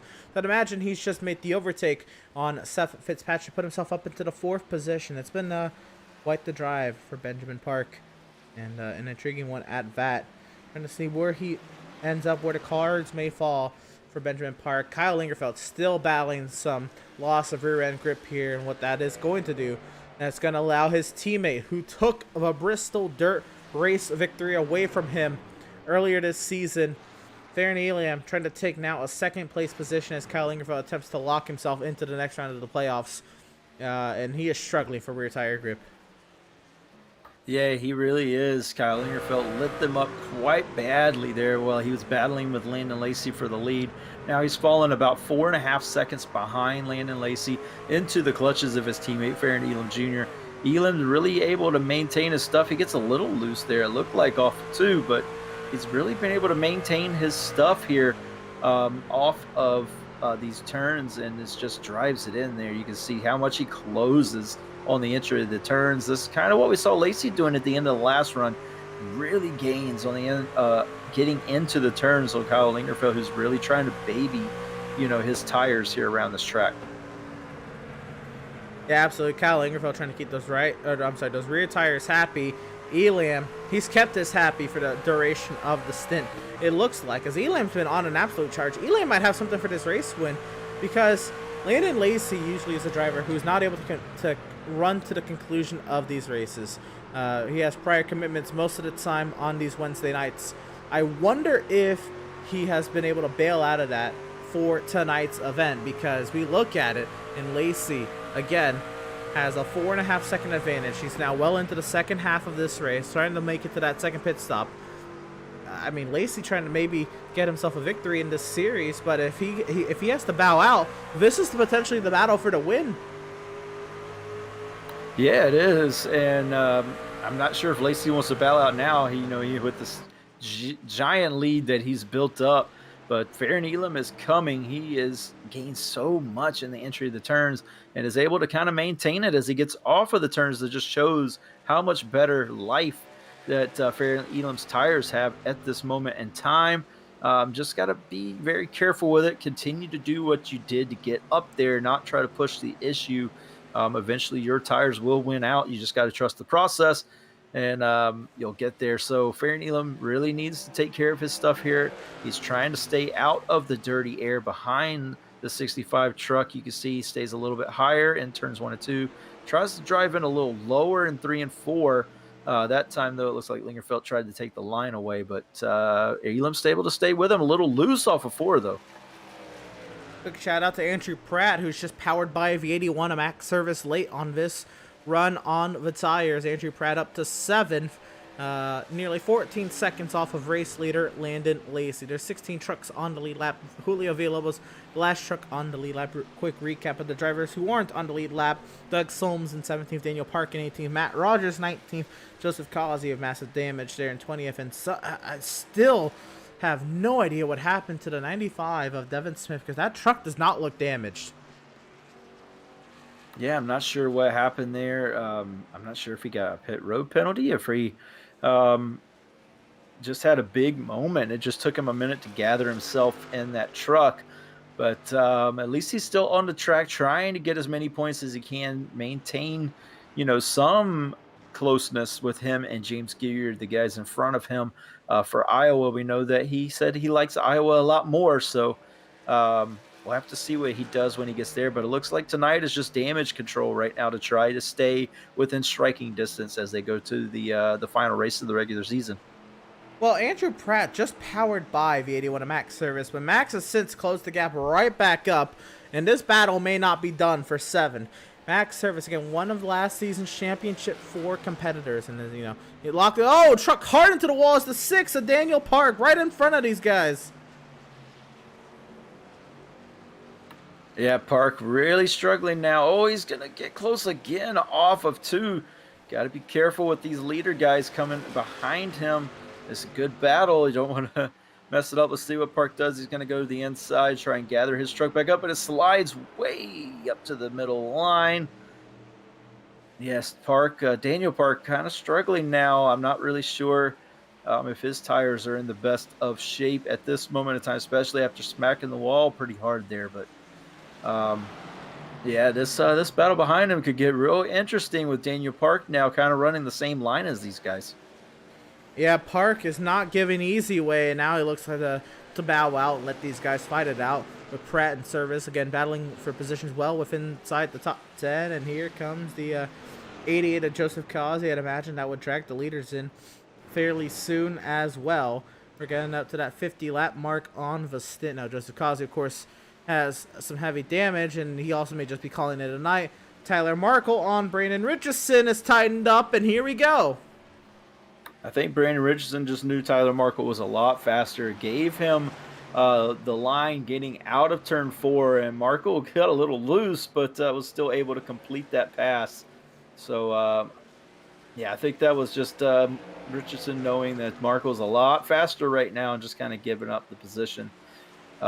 He did stay quite low off of 4 while Markle went around on the outside. I think he got loose out of 4 and, well, really didn't have a choice. Well, maybe that was it, too. So Brandon Richardson. Markle's still loose off of 4, though. Everybody's finding loose at this moment. Everybody is trying to find what little grip there is on this racetrack. And that's one of the great things about the Worldwide Technology Raceway here at Gateway. Again, plays host to the Gateway 206 for the Outlaws Sim Series number 14, the penultimate round of the regular season. But this track, again, it's such a unique track, and the end of the speedway, again, 1 and 2, such a tight corner. That's pretty much your overtaking opportunity as the 67 of Doug Solomons makes his way onto the pit lane, along with the 96 of Matt Rogers. Both of those drivers off the pace and a couple laps off the pace at that.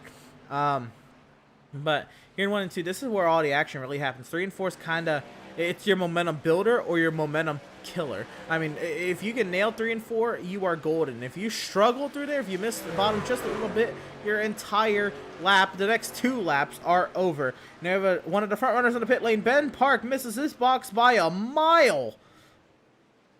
Oh, man, and all that work that Ben Park had done to... I'd imagine somebody else has, because I saw somebody else. Yeah, because Ben's coming in now, so... Somebody missed it, but I was going to say, man, if that was Ben Park, he really had done a lot of good to get himself back up in the position he was. Now, this is the make or break time, the last pit stop of the night, barring a caution. So this is where your money is made on pit road. You got to be perfect, get in there, get stopped, get your tires of fuel, get off, and get back racing. So we'll take a little replay here, though.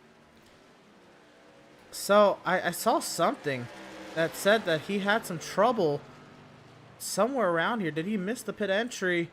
Uh-oh. Oh, a little wide, and he did loop it. So that's why I thought he missed it by a mile. It showed that he was in reverse, or at least going a certain speed in the incorrect direction. So that's what happened to the 23rd Ben Park.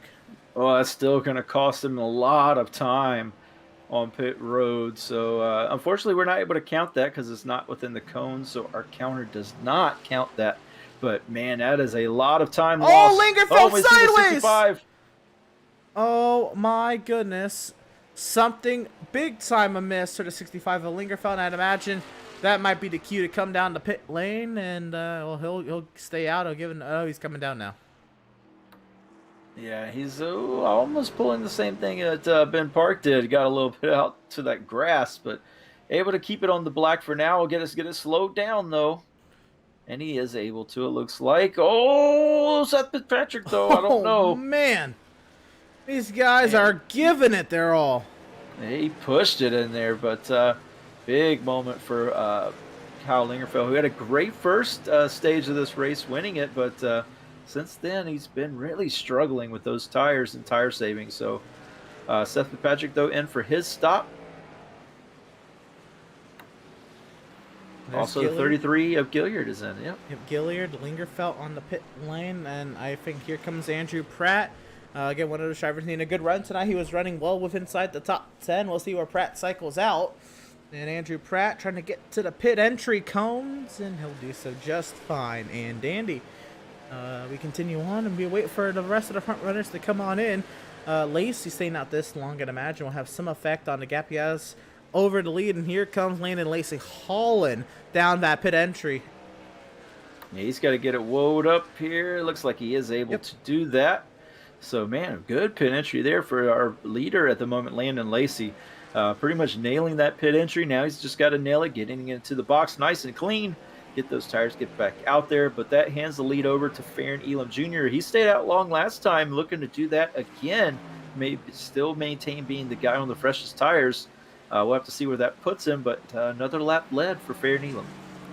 Farron Elam getting, I guess, some stats to his name at that. I don't know, build some confidence heading into the playoffs, I guess would be the name of the game for Farron Elam. Get himself some laps led, and just to say that he did anyway. A Max Service also on the pit lane in that number 81 Chevrolet Swift Dorado. Here comes Brandon Richardson on pit entry. Yeah, Richardson takes that left-hand dive into the pit lane entrance. He's another one. He's cool. They're booking it into this pit lane. He almost Keep it hit off the wall. Keep it off the wall. But he's able to, and takes it down. Good-looking chrome paint scheme on that truck with the Busch Beer apple, I believe that is. Yep. So, yeah, good-looking scheme there. But he gets into the pit box nice and clean. Gets it stopped. That's a good-looking pit stop there for Richardson so far. Farron Elam staying on the track. It looks like Tyler Markle or nope. It looks Here like comes Seth Berger, who misses the pit entry in the grass. The 77. Ooh. Almost doing the same thing that Ben Park did, but able to maintain it. Oh, Wow! Really driving it in. There's the 77 truck of Seth Berger. Tyler Markle also on pit road. He was in second place when he came in. But man, that was really interesting from the 77 truck. What a pit entry. We'll have to get a replay and see what happened to Seth Berger. Race leader Farron Elam is in the pit lane, and we'll see if that brings in Joshua Lane Fox, or Joshua Lane Fox tries to go get a lap led. At this point, Fox is coming in.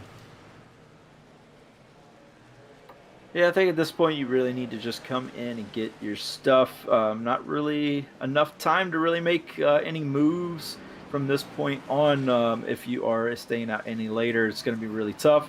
So this is the point right now. Come in and get those fresh tires with just over 40 laps remaining. So, yeah, this is it. And some good stops here. Guys really pushing it on the entrance. Good to see, though. It looks like everybody made it nice and clean. No penalties so far. Well, let's go ahead and take a replay and see what had happened to the 77 of Seth Berger, because this is going to put him way behind the 8 ball, the 77 of Seth.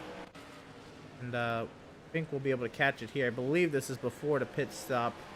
That's turn forward, I think, the lap prior. We'll get to see it here. Again, the 77 Seth Berger, he was up here. Actually, I think this could be closer to live. He's currently behind the 63 of Randall Barnett.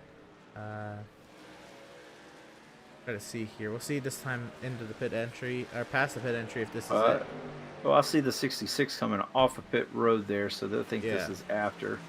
Yeah, so we'll go ahead and we'll back this baby up one more time. We'll see what happened here. And this should be it. Yep, here we go. So here's the 77. Seth Berger working his way down the back straightaway. Let's see what happened.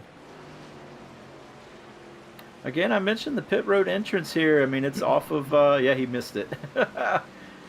So just shooting it a little hot, getting in. Able to hold on to it, though. I mean, we saw Ben Park get in that grass, and he looped it, but Seth Berger able to drive through the grass, keep all 4 wheels, and really slide it into the yellow cones there where the pit limiter kind of starts, where you have to be that pit road speed. So, wow, he pushed it. He pushed that truck. But, yeah, I mentioned that pit road entrance before turn 3 could catch some guys out, and so far just caught a couple guys out. So, problem spot there on the final pit stop. So some work to do for Benjamin Park. He's lost a couple of positions.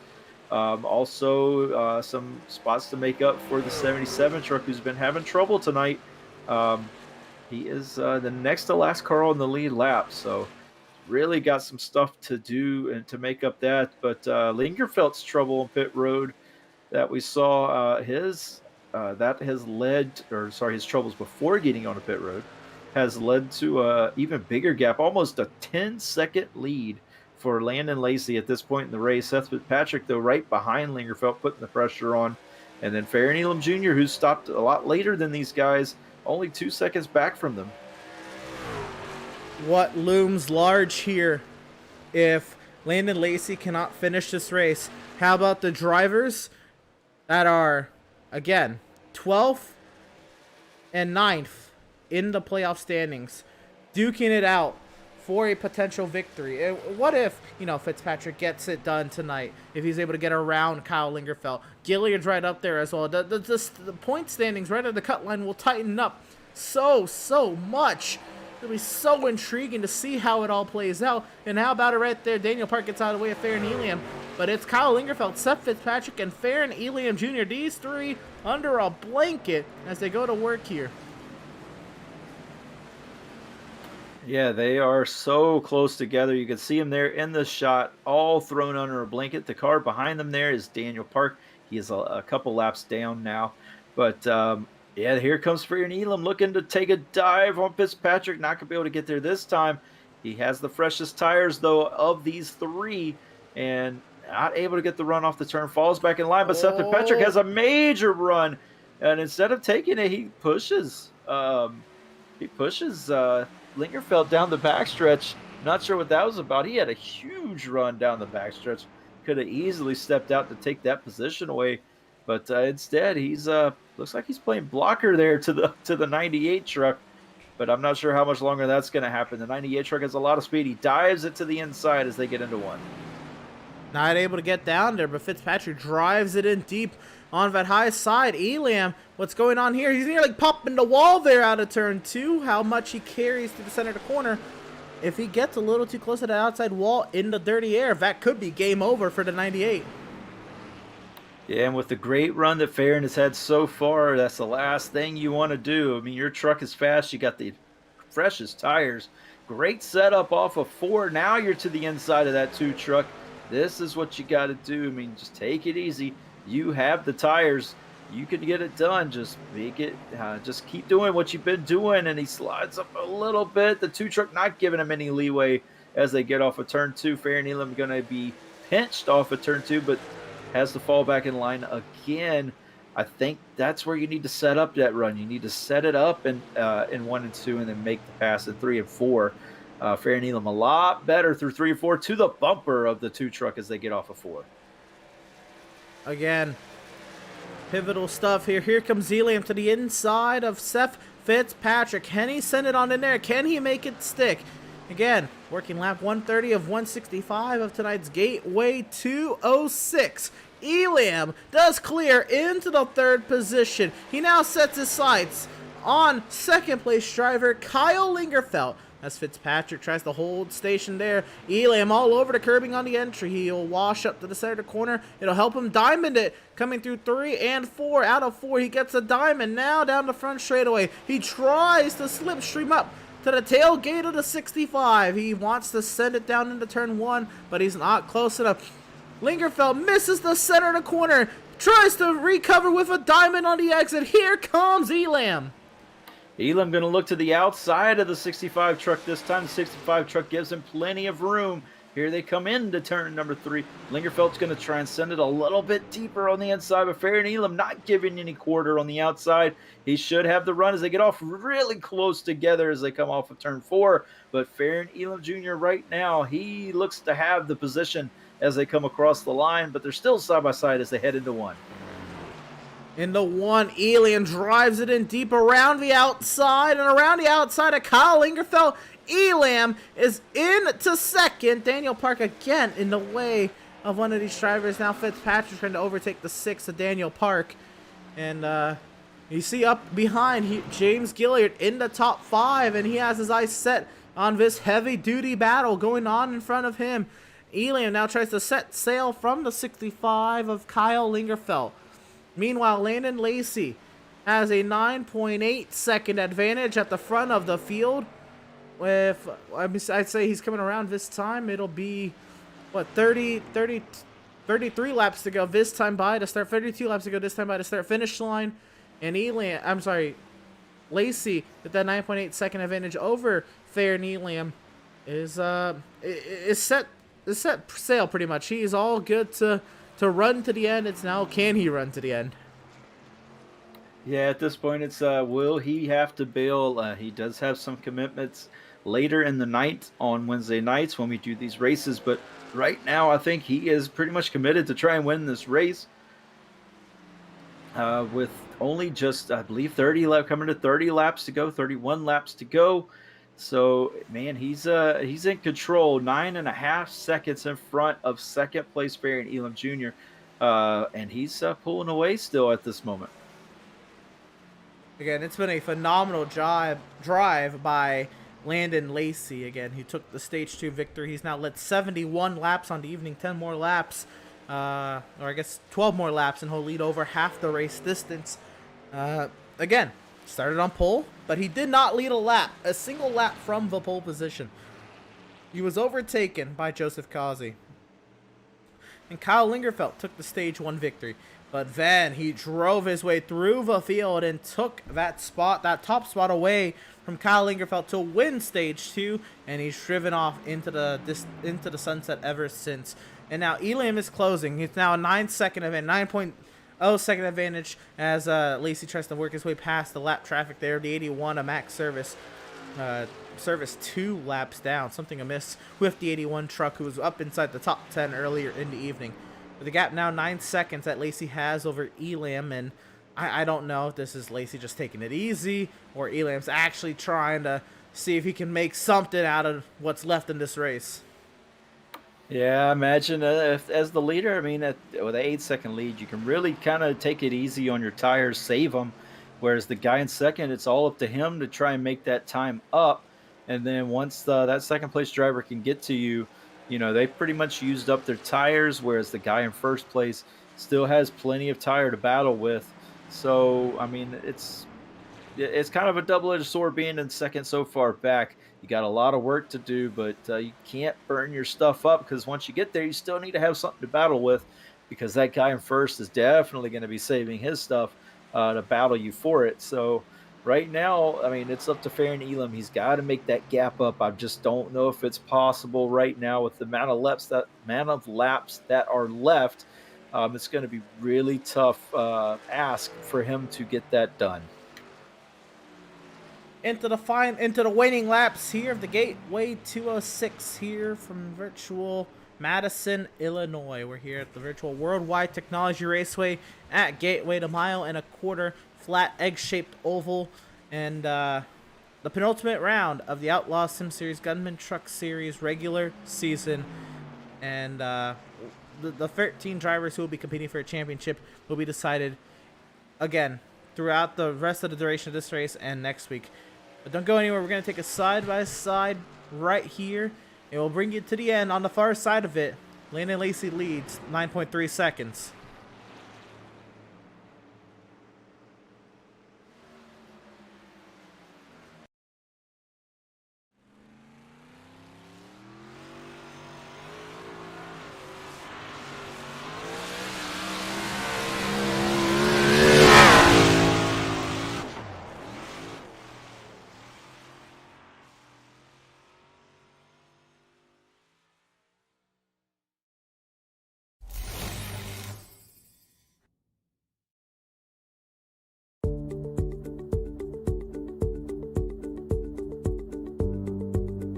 Sound art is a product that is a speaker and it's art. We combine it together and we call it sound art. What makes it so unique that any picture can be your speaker? Sound art gives you the high quality sound without the ugly speaker. This isn't a picture with a speaker, the picture is the speaker. Just imagine your wedding picture uploaded onto a canvas and now it's speaking 10,000 tunes. I mean, it's a very cool concept. What we like so much about it that you can take anything that means something very special to you, upload it on the canvas, have it hanging up in your room, your balcony, wherever you want to put it, and now it's a speaker. I mean, how cool is that? It's something that we have that and no one has. No one has this product. It's just a great gift to give anybody. It's just a neat concept. Around here we say, art never sounded so good.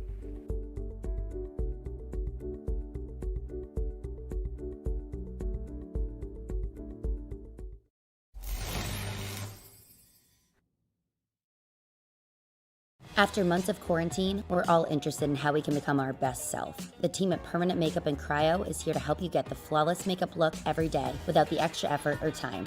When it comes to your appearance, you deserve the best care that money can buy. SoundArt introduces an entirely new way to listen to music in your home. By combining the best of two products, a revolutionary high-fidelity, low-profile Bluetooth wireless speaker with beautiful artwork. Select from a library of artwork or upload your own photos to personalize your experience. SoundArt ushers in an era of invisible, beautiful, and amazing sound throughout your home and redefines your entire entertainment system. The need to reclaim your floor space and rid your home of unsightly speaker boxes that need to be bolted to the wall is now a thing of the past. Our canvas is printed on high-quality permalite by Breathing Color. And select from our gallery or upload your own. Standard sizes include 16 by 20 and 18 by 24 canvas wrapped. Custom sizing is available, as well as surround sound options.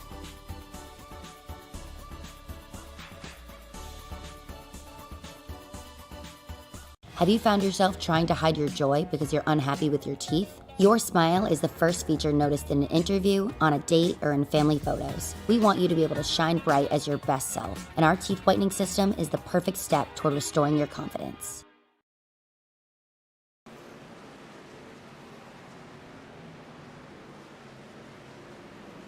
Welcome, race fans, back to the virtual Madison, Illinois. Again, we're here at Worldwide Technology Raceway at Gateway, the mile-and-a-quarter egg-shaped oval for the penultimate round of the Outlaws Sim Series Gunman Trucks regular season. Again, it is the Gateway 206 for tonight's race. Landon Lacey has an 8.6 second advantage at the front of the field. Real quick, want to give a shout out to our partners here at Pit Stop TV. Those like Tucson SoundArt, your picture, your music. Use promo code PitStopTV at checkout for 10% off of your wall-mounted SoundArt device today. Permanent Makeup and Cryo in Maine. Of course, you deserve the best care that money can buy. You can contact them at permanentmakeupinmaine.com, or you can call or text them at 207-358-8683.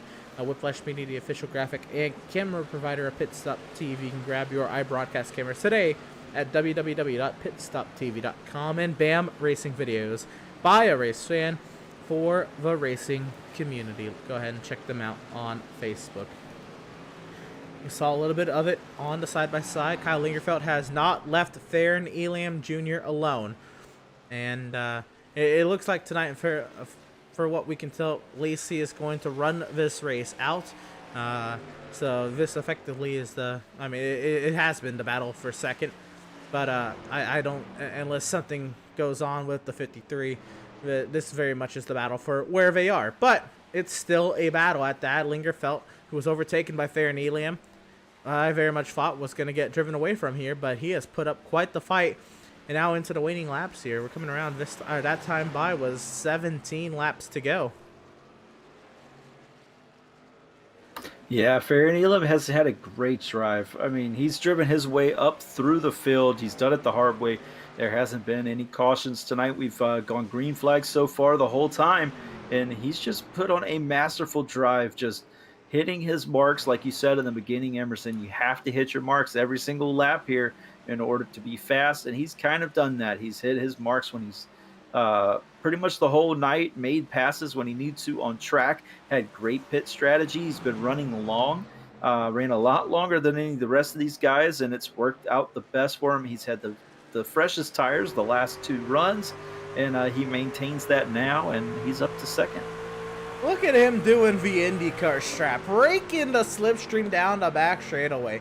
How about that? The mind game's going on as we get into the winning laps here. This time by will be 16 laps to go here from Worldwide Technology at Gateway and the Gateway 200.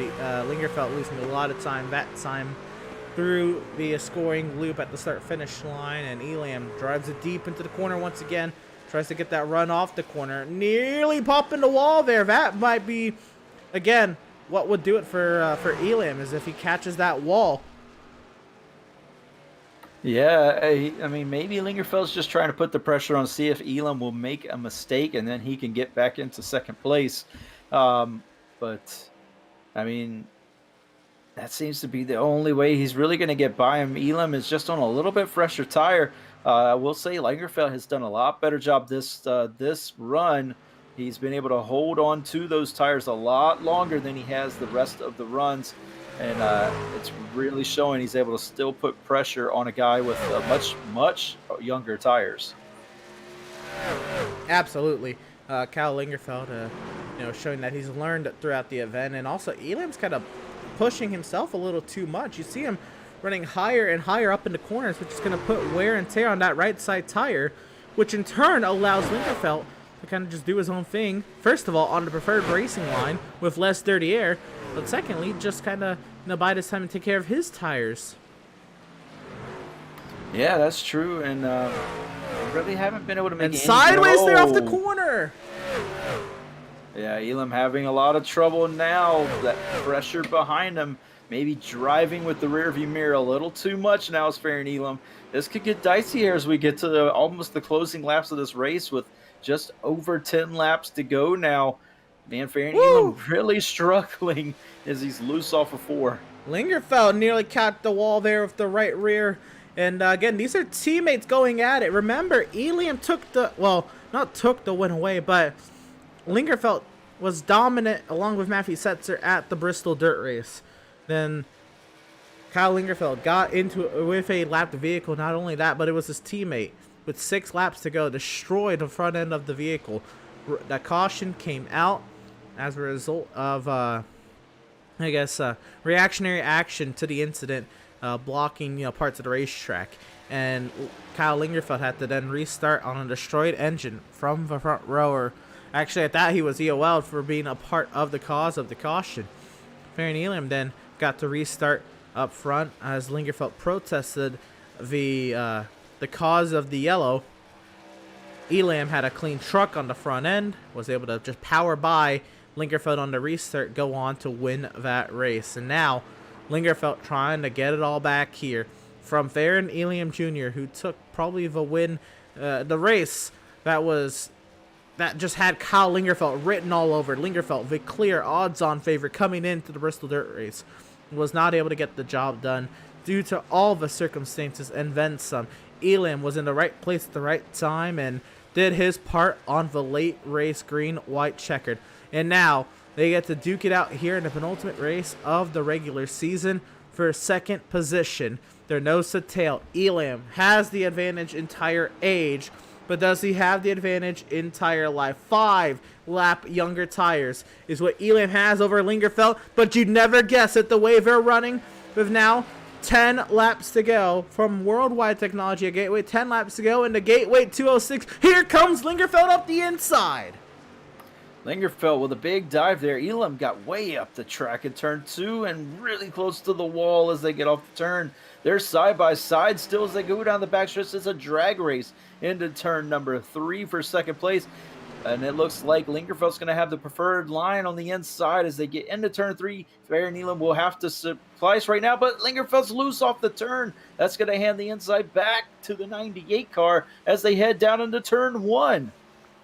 Side by side down the front straightaway. Lingerfeld fought at him, cleared, got the curbing through turn 4. Got chased, had to chase the truck up the track. Now he gets to use the outside to his advantage and clear Farron Elam Jr., who got a lot of aero push off the corner. Normally that's a turn with IndyCar, by the way, but very, very dirty air off the corner. Nearly popped the wall, had to get out of the throttle, and now Lingerfeld holds on to the position. Now this time by, it'll be what we're looking at 8 laps to go here from Worldwide Technology Raceway. 8 laps to go in the Gateway 206. Elam now looks to the outside, tries to do the over-under on the entry, tries to get the diamond on the exit, can't get down there. The truck, the right front tire screaming for mercy from the 98 truck, not able to get the rotate through the center of the corner, while Lingerfeld just puts the truck where he wants to this late into the run.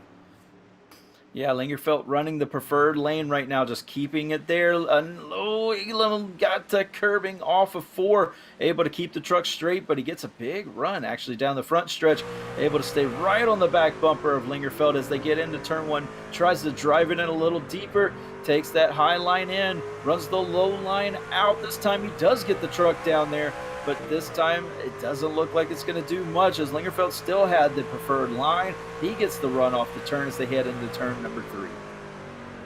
This time by will be 6 laps to go. Elam drives it deep on the entry, trying to see what he can grab on the exit. Lingerfeld toying with the throttle as he controls the slide. Elam with the run down the front straightaway, 6 laps to go. He's not going to send it on his teammate just yet. He drives it deep into the corner, sideways, trying to get the rotate through the center, trying to get to the quarter panel. He can't get down there. Yeah, that's such an interesting move that he's trying to pull there. He loses a little bit of time down the backstretch doing it. But man, he makes up for it here in 3 and 4, just drives it so much deeper into 3 and 4, and then gets that diamond effect off of 3 and 4, hits the curbing just a bit, chases the truck up the track, but man, he gets such a run doing it. He closes in just a little bit this time, not as much as last time, but he closes in just a little bit more, drives it in deep again into turn 1, slides up, then he takes that inside lane again, diamonding off the turn, tries to get the run off the turn, but he has the wall, and he had to get out of it a little bit, and he's going to lose his time getting down the backstretch. What a battle for second place here with just 4 laps to go. Elam trying to get any advantage he can on the exit, but relying on this diamond. He needs that wall to extend a little bit further. He's got the run out of 4, now side by side down the front straightaway. 4 laps to go from Worldwide Technology Raceway Gateway. Lingerfeld drives it deep on the entry. Can he hold the control of that 65 to the center? He shuts the door. Elam trying to get the diamond off. He gets tied up off the corner. Elam just cannot get off of turn 2. That is his Achilles heel in this battle right now. If he can figure out that turn 2 this late in the run, he might have a lot for this 65 truck. But right now, as it is, Lingerfeld maintains his position in second place as we come to 2 laps to go here at Worldwide Technology Raceway in St. Louis. Oh, there's a truck that hit the wall in the top of the screen right there. Dan Park pounds the inside wall with his left front tire, but we stay green. 3 laps to go. Traffic getting out of the way of the battle for second. Now coming around this time by will be 2 laps to go in the Gateway 206. And Lingerfeld holding station right in front of his teammate in the 98 affair and Elam Jr. Elam again with 5 lap fresher tires. But they have been, looks like they've been used up. 2 laps to go, 2.5 miles to settle it. Who will get the job done? Lingerfeld drives it high through the center corner, gets a nice diamond off. Elam tries to rotate through the center and the exit, but has the outside wall to accommodate for. Down the back straightaway into turn 3 for the second to last time tonight. And Elam maintains the margin on the entry. Yes, we're coming here to 1 lap to go, presented by Tucson Sound Art. The battle for second place is heating up. It's going to be a dogfight to the end, but Landon Lacey so far out in front. He's already on the backstretch, middle backstretch now. He's going to take the final time through 3 and 4. It looks to have this thing wound up, as barring any mistake here, but I do not expect that from Landon Lacey. He looks to take the race win here at Worldwide Technology Raceway. Off of turn number 4, finally Landon Lacey will see a checkered flag, and finally a race winner in the Outlaws Sim Series. The battle for second, it'll be hard fought, but it'll be Kyle Lingerfeld getting the better of his Dark Horse Racing teammate Farron Elam Jr. Seth Fitzpatrick will come home in fourth. James Gilliard, a phenomenal run in a time where he needed it the most. It'll be a top 5 finish, 4 of 33 of James Gilliard. 10 trucks will finish on the lead lap. Pratt, Park, Richardson, Fox, Markle, the top 10. And Landon Lacey, an Outlaws Sim Series winner in that number 53 truck, finally sees the checkered flag in one of these races. And finally, he'll be the one to get the victory. Yeah, and you see a bunch of guys there really giving him congratulations, and the Swifterados there pulling up behind him to congratulate Landon Lacey as he finally gets to do his first burnout here, straight line burnout, that is, for the Outlaw Sim Series. What a great drive from Landon Lacey. No one was able to touch him after he got the lead in stage 2, and he ran away with this thing. Do celebrations for the 53 of Landon Lacey. Finally, an Outlaw Sim Series winner. This win does not affect the playoff standings. He has not made the required amount of starts to contend for the playoffs or the championship, but at that, Landon Lacey just gets the win for bragging rights. The points won't be, the cut line will not be shifted this week, and Landon Lacey, again, the race winner tonight at the Worldwide Technology Raceway at Gateway, the Gateway 206. All of that good stuff. Don't go anywhere. We're going to step aside real quick. We'll get post-race interviews and more from the Worldwide Technology Raceway at Gateway, the virtual Madison, Illinois. Round 14, the Outlaws Sim Series Gunman trucks. All green affair tonight. We'll be back on the far side with post-race reactions.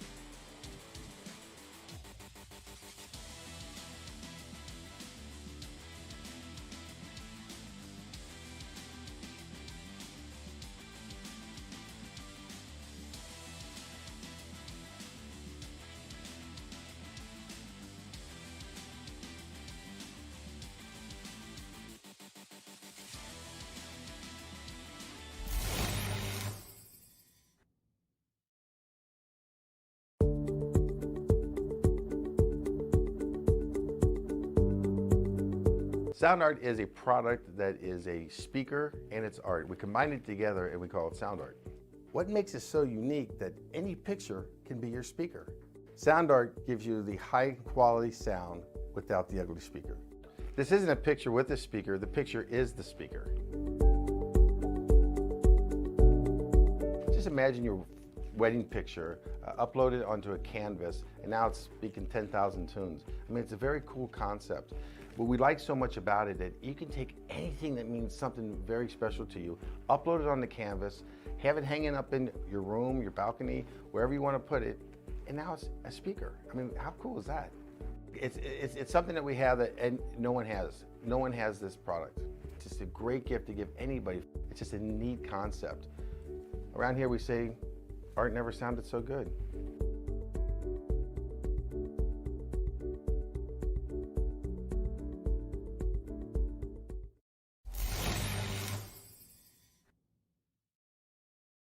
After months of quarantine, we're all interested in how we can become our best self. The team at Permanent Makeup and Cryo is here to help you get the flawless makeup look every day without the extra effort or time. When it comes to your appearance, you deserve the best care that money can buy.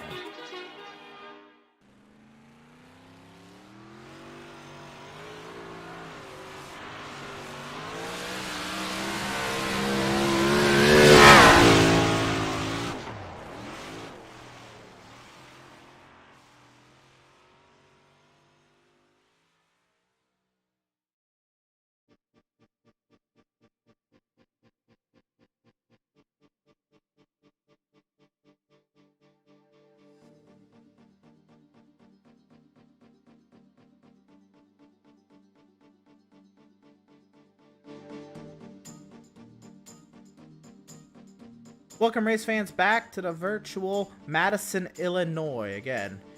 The Gateway 206 here at the Worldwide Technology Raceway at Gateway, round 14 of the Outlaws Sim Series regular season, and I guess season in general, penultimate round of the regular season.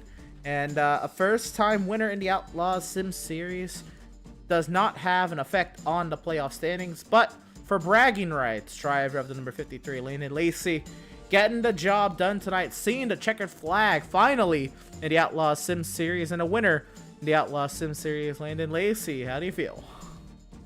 I mean, I feel pretty good. I mean, everything worked out pretty smoothly for a setup that was thrown together in about half an hour. But I mean, the race went pretty smooth. Had a good battle with Lingerfeld there in the middle of the race, and sadly made a couple mistakes. So I really like to race that out. And from there on, it was just tire management because I had a good gap. Well, Lacey, it looked like it was a pretty much perfect day for you. Except you started from the pole and lost the lead into turn one. I'd imagine that was just more or less due to being on the inside lane, but why was the choice to start on that inside lane? I mean, my plan from the beginning was to, just let everybody run their stuff out early. So I wasn't looking. I really didn't want to go side by side into one to begin with. So when I saw he got a better restart, I just let off a little bit and let him go. I see. It wasn't long until Joseph Kazi kind of wore out his stuff. You had a great view of Joseph Kazi catching the end of the back straightaway wall there where it jets back out. What's going through your mind when you see the 88 truck, some sparks from it, and then dart to the left side of your screen? Yeah, that really caught me off guard because I saw him get loose off the exit of 2 and he kind of corrected to the right, but I didn't know he ended up in that gap, and he nailed that wall, and luckily he went across the track instead of a dead stop because that definitely would have ended my night. Right.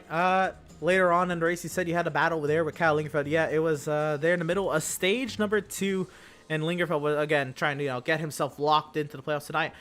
Put up a valiant effort, but that battle, walk us through all of that. It's so hard to overtake here. How'd you set him up? How'd you get it done? I mean, I actually, I should probably thank him a little bit. When he passed me that first run, he kind of showed me a line that I really, a line through 1 and 2 that I kind of hadn't really thought about. And I started using it, and that's when the time started to, pick up, and we were getting faster and faster. And as the run went on, it seemed like those guys had worn out their stuff a little bit more. But I think pit stops were key tonight too. I know that first pit stop, I pit a lap later than him. I just tried to make sure that I had fresher tires than he did. I thought we were pretty even, and I felt like if I had the fresher tires that I could beat him. Right on. Well, Landon Lacey, 102 laps led tonight, foregoing, I guess, other choices, other commitments tonight to see the checkered flag finally in the Outlaws Sim Series. It pays off with the first career Outlaws Sim Series victory. Who do you get a shout out? Who do you get a thank for getting the job done tonight? The very dominant performance from the Worldwide Technology Raceway at Gateway. Yeah, huge shout out to Mid-South Coating Company. Shout out to the guys down there, Max and Seth. They helped me out a good bit there at the beginning in practice, and then we just all worked together to build something that would be competitive, and thankfully we had enough time to do that. So thanks to those two guys. Thank you guys up in the booth. You guys do a great job. And thank you to the league owners and admins for putting this on. Absolutely. Well, Landon Lacey, again, congratulations on your first career Outlaws Sim Series victory. Working a part-time schedule. When do we expect to see you back here? Not quite sure yet. Gotta see if my schedule happens to clear up again. But if I have nothing going on next week, I'll be here. If not, I guess I'll see y'all again sometime down the road. Right on. Well, congratulations, Landon. Best luck to you on your next Outlaw Sim Series event. And yeah, hopefully we'll talk to you whenever that may be. Sir, thank you very much. Driver of the number 53, Landon Lacey, getting the job done tonight at the expense of a driver who was looking to maybe just get a win to lock himself in. Driver number 65, Kyle Lingerfeld. Devin, you're standing by. Yeah, we like to welcome Kyle Lingerfeld to the booth, our second place finisher. Man, that was an interesting race there. It looked at the beginning of the race, you were starting to have this thing on lock, but as we got to the end of stage 1 there, Landon Lacey started putting on the pressure. Kind of walk us through that first stage. I mean, you fell back a little bit, but made your way back up to the front pretty quickly there. Yeah, I mean, I had a really good car. Randall Falks at Reaper Speed Lab gave me another nice piece today, as he has every other week, and felt good to finally go out and get a stage win for once this season. Came up one spot short on stage 2. Once Landon got by me, I gave it all my right front had to try and get back by him, but it wasn't enough, and at that point I got loose, and he was able just to drive away, and from there I was just trying to hold on the second. Yeah, you had a big battle with your teammate Farron Elam Jr. there for the second place spot. He got by you, and then you just kept the pressure on. Kind of walk us through how it was battling with your teammate there for a spot, and ultimately coming out on top. It's always a lot of fun racing Farron. He truly is the dark horse of dark horse racing. You never know what type of Farron you're gonna get, but lately he's been fire. So he's gonna be one to watch out for in the playoffs. But racing him's a lot of fun. It's always clean battles. Him and I almost lost it numerous times on our own, just trying to get as much dig as we could. But it's gonna be a fun playoff season, that's for sure. Oh, I don't doubt it. And I mean, even though this is a second place finish, I mean, you finished behind Landon Lacey, who's not a full-time driver. So, I mean, this has to be momentum building as we get into playoff mindsets here. Kind of walk us through that, looking forward to next week and beyond. I mean, no, next week is not the playoffs. It is the last week of the regular season, but this definitely has to be gaining some momentum getting in. Yeah, I think running top 3 and 5, these past 8 or 9 weeks, honestly, it's given me quite a bit of confidence. Congrats to Landon on his win. But to me, it's just another way I've lost a race, unfortunately. One of these times we'll finally put it together. I keep saying it, but it's got to come true at some point. We're close. Yeah, you're definitely getting closer and closer, and maybe it'll come in the playoffs there and set yourself up really nice. But I want to say congratulations on the second place finish. Now is your time to shout out whoever you got to shout out, thank whoever you got to thank. The floor is yours. Thank you. Thank you to Pit Stop TV, as always, for putting on a great broadcast. Adam Gardner for hosting the league. All my teammates at Dark Horse Racing.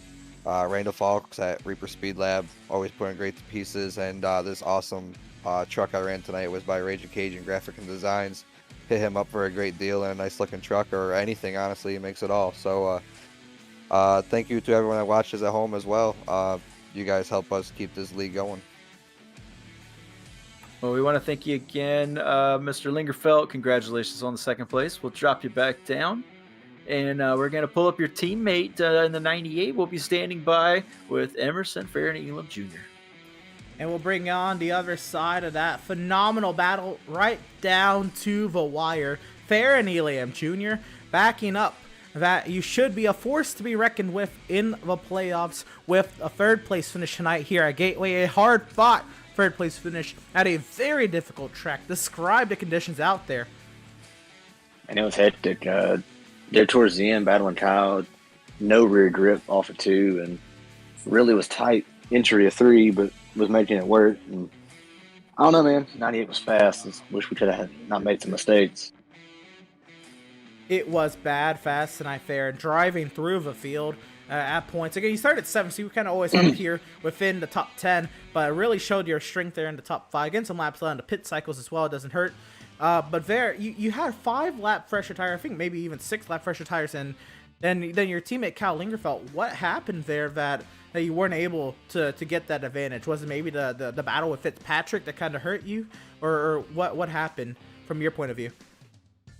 I mean, can't really call it the battle with Seth. I nothing against him, man. He's fighting for position. I don't think it was necessarily that.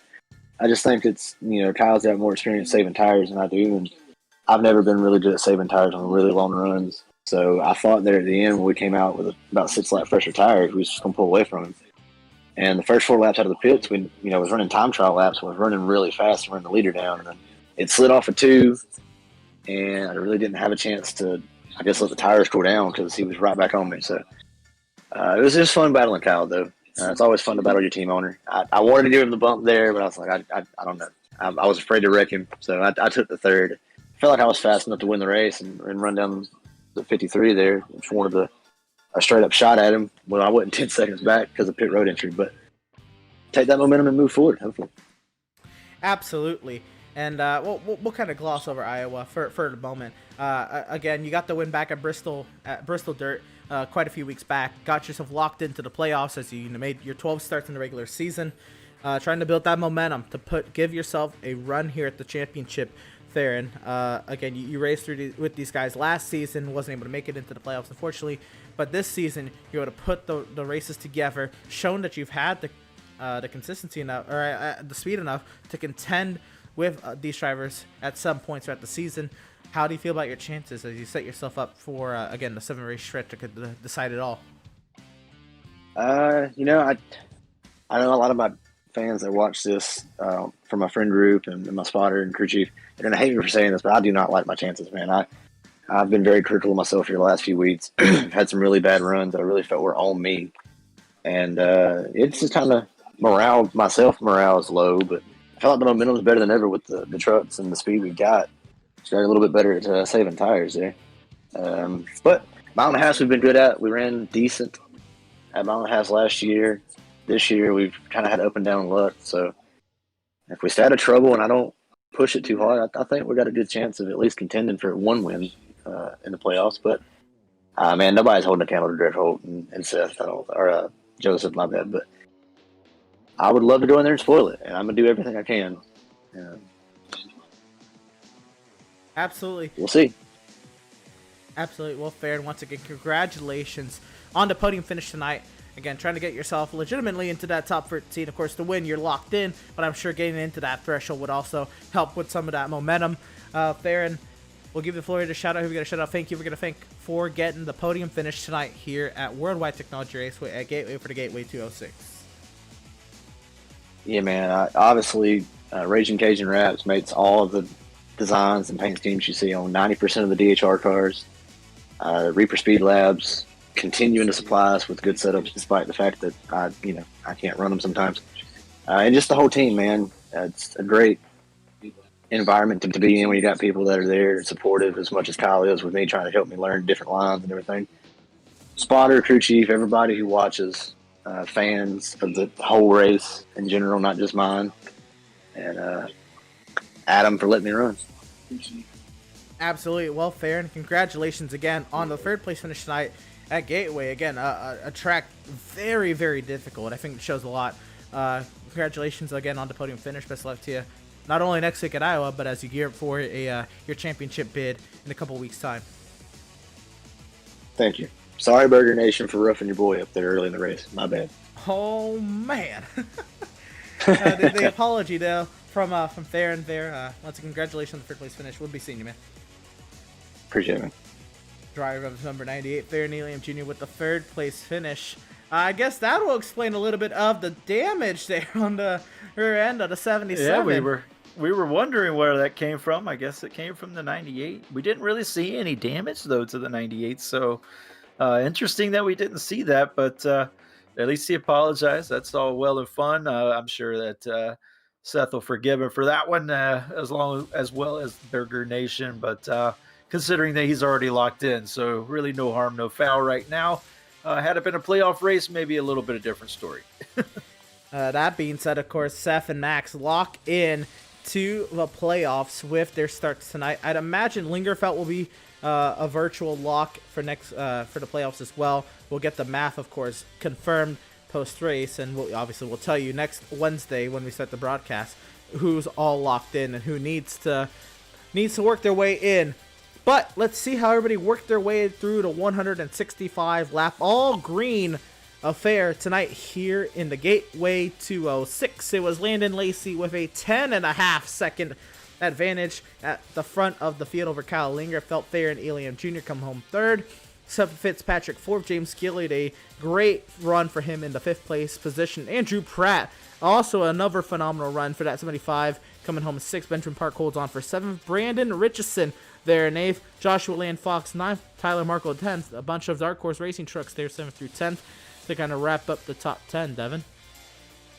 Yeah, and then we get 11th place. It's going to be a 63 Randall Barnett. We get this is where we start getting the lap down cars. Seth Berger, damage early in the race. Kind of was on damage control for the rest of the race. He comes from 12th, 1 lap down. Jesse Adams in 13th, 1 lap down. Matthew Setzer, 14th, 1 lap down. Doug Solms in 15th, 2 laps down. Max Service, 2 laps down in 16th. 17th, Daniel Park, 2 laps down.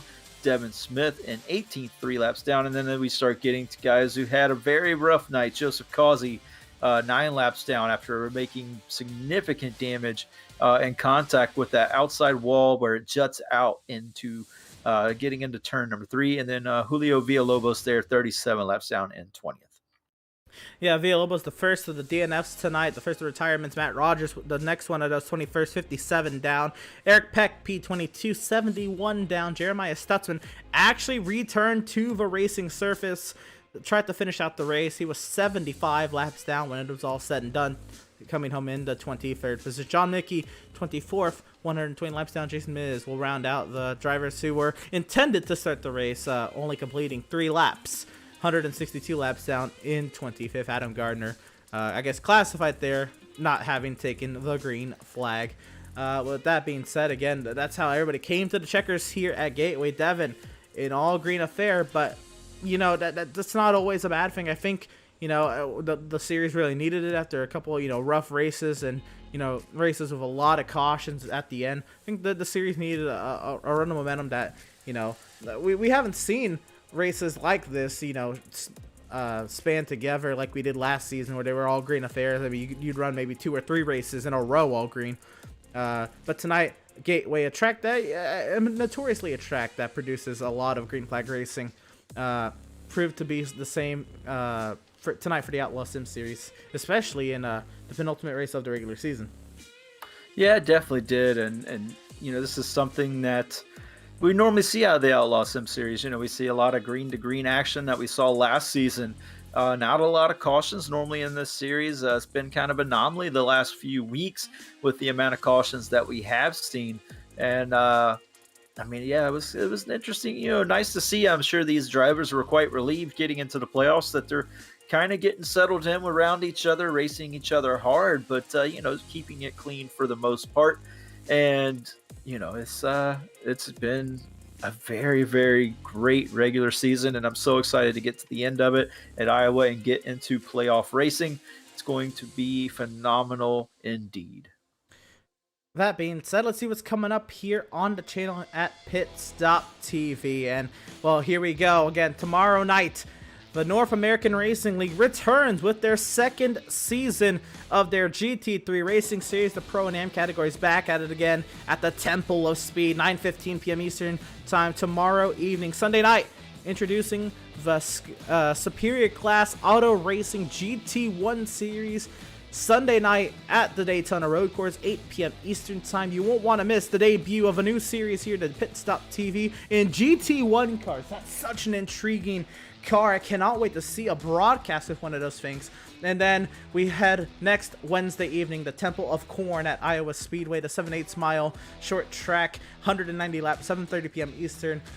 The regular season ends next Wednesday night. You won't want to miss the regular season finale for the Outlaw Sim Series at Iowa Speedway. Be there. But Devin, what a slate of races we got this up, I guess, over the next 7 days. Again, Monza, Daytona Road Course, and then Iowa Speedway. Yeah, some iconic tracks there with the Temple of Speed in Monza, the Daytona Road Course, which is an icon there on the IMSA circuit that we see this series, the SCAR series, go to. And then, of course, the regular season end of Outlaws. I mean, it's such a great slate of races, and you can catch them all on the social media pages there of Pit Stop TV. I cannot talk right now. I apologize, but you can catch us all on Facebook at facebook.com/pitstoptv, Instagram.com at pit_stop_TV, Twitter at twitter.com/pitstoptv_, and then youtube.com/c/pitstoptv1. And then also you can catch us on Twitch as well, Emerson. Yeah, tonight we were live on the Twitch channel, twitch.tv/pit_stop_TV. Tonight, again, standalone event for the Outlaw Sim Series. Usually some Wednesdays, a lot of the Wednesdays we share with the Cars eSport Tour. And again, Andrew Cardinelli, the fourth, Eric Brennan, Zach Lindgren, Trey Schultz, who has also done socials over there, and the rest of the crowd do great work over there. And Cars eSport Tour will be back in a couple weeks' time for their season finale soon. But that being said, I want to once again give a huge shout out to Andrew Cardinelli IV. I guess at that Whiplash Media for all the work they do, putting the beautiful graphics on our screen, giving us the beautiful cameras that we have, like this beautiful scenic blimp overlooking the the Worldwide Technology Raceway at Gateway again that hosted the Gateway 206 tonight for the Outlaws Sim Series Gunman Trucks Round 14. Andrew Carnal worked a lot today to get some nice graphics out with the updated numbers and the beautiful race logo. Again, he put in so much work to make us look good. So huge shout out to that. And of course, you got to check out www.pitstoptv.com/whiplash, where you can see for yourself, where you can get your own iRacing or iBroadcast camera packs. But I guess Pit Stop TV broadcast also brought to you by Tucson Sound Art. Your picture, your music. Use promo code PitStopTV at checkout for 10% off of your wall-mounted sound art device today. Pit Stop TV broadcasts are also presented by Permanent Makeup in Maine. You deserve the best care that money can buy. You can contact them there at permanentmakeupinmaine.com. And of course, a huge shout out to BAM Racing Videos by a race fan for the racing community. But with that being said, that'll do it from the Worldwide Technology Raceway here at Gateway. We're happy to have had you all here tuning in and joining us for tonight's action, and we hope you enjoyed tonight's broadcast. For all of us here at Pit Stop TV, Devin Zimmerman joining me on the commentary this evening. Vincent Court says, rocking the social media coverage tonight. My name is Emerson Arden. From virtual Madison, Illinois, and the Worldwide Technology Raceway. A great race, all green affair for the Outlaws Sim Series Race 14. Next Wednesday night, we find out who the best 13 in the series are, and who'll be contending for a championship over the course of the 7 weeks following. You won't want to miss it. Outlaws Sim Series Iowa next Wednesday night. Tomorrow night, NARL Season 2, Race number 1, Temple of Speed, Monza. You won't want to miss that. We'll see you then.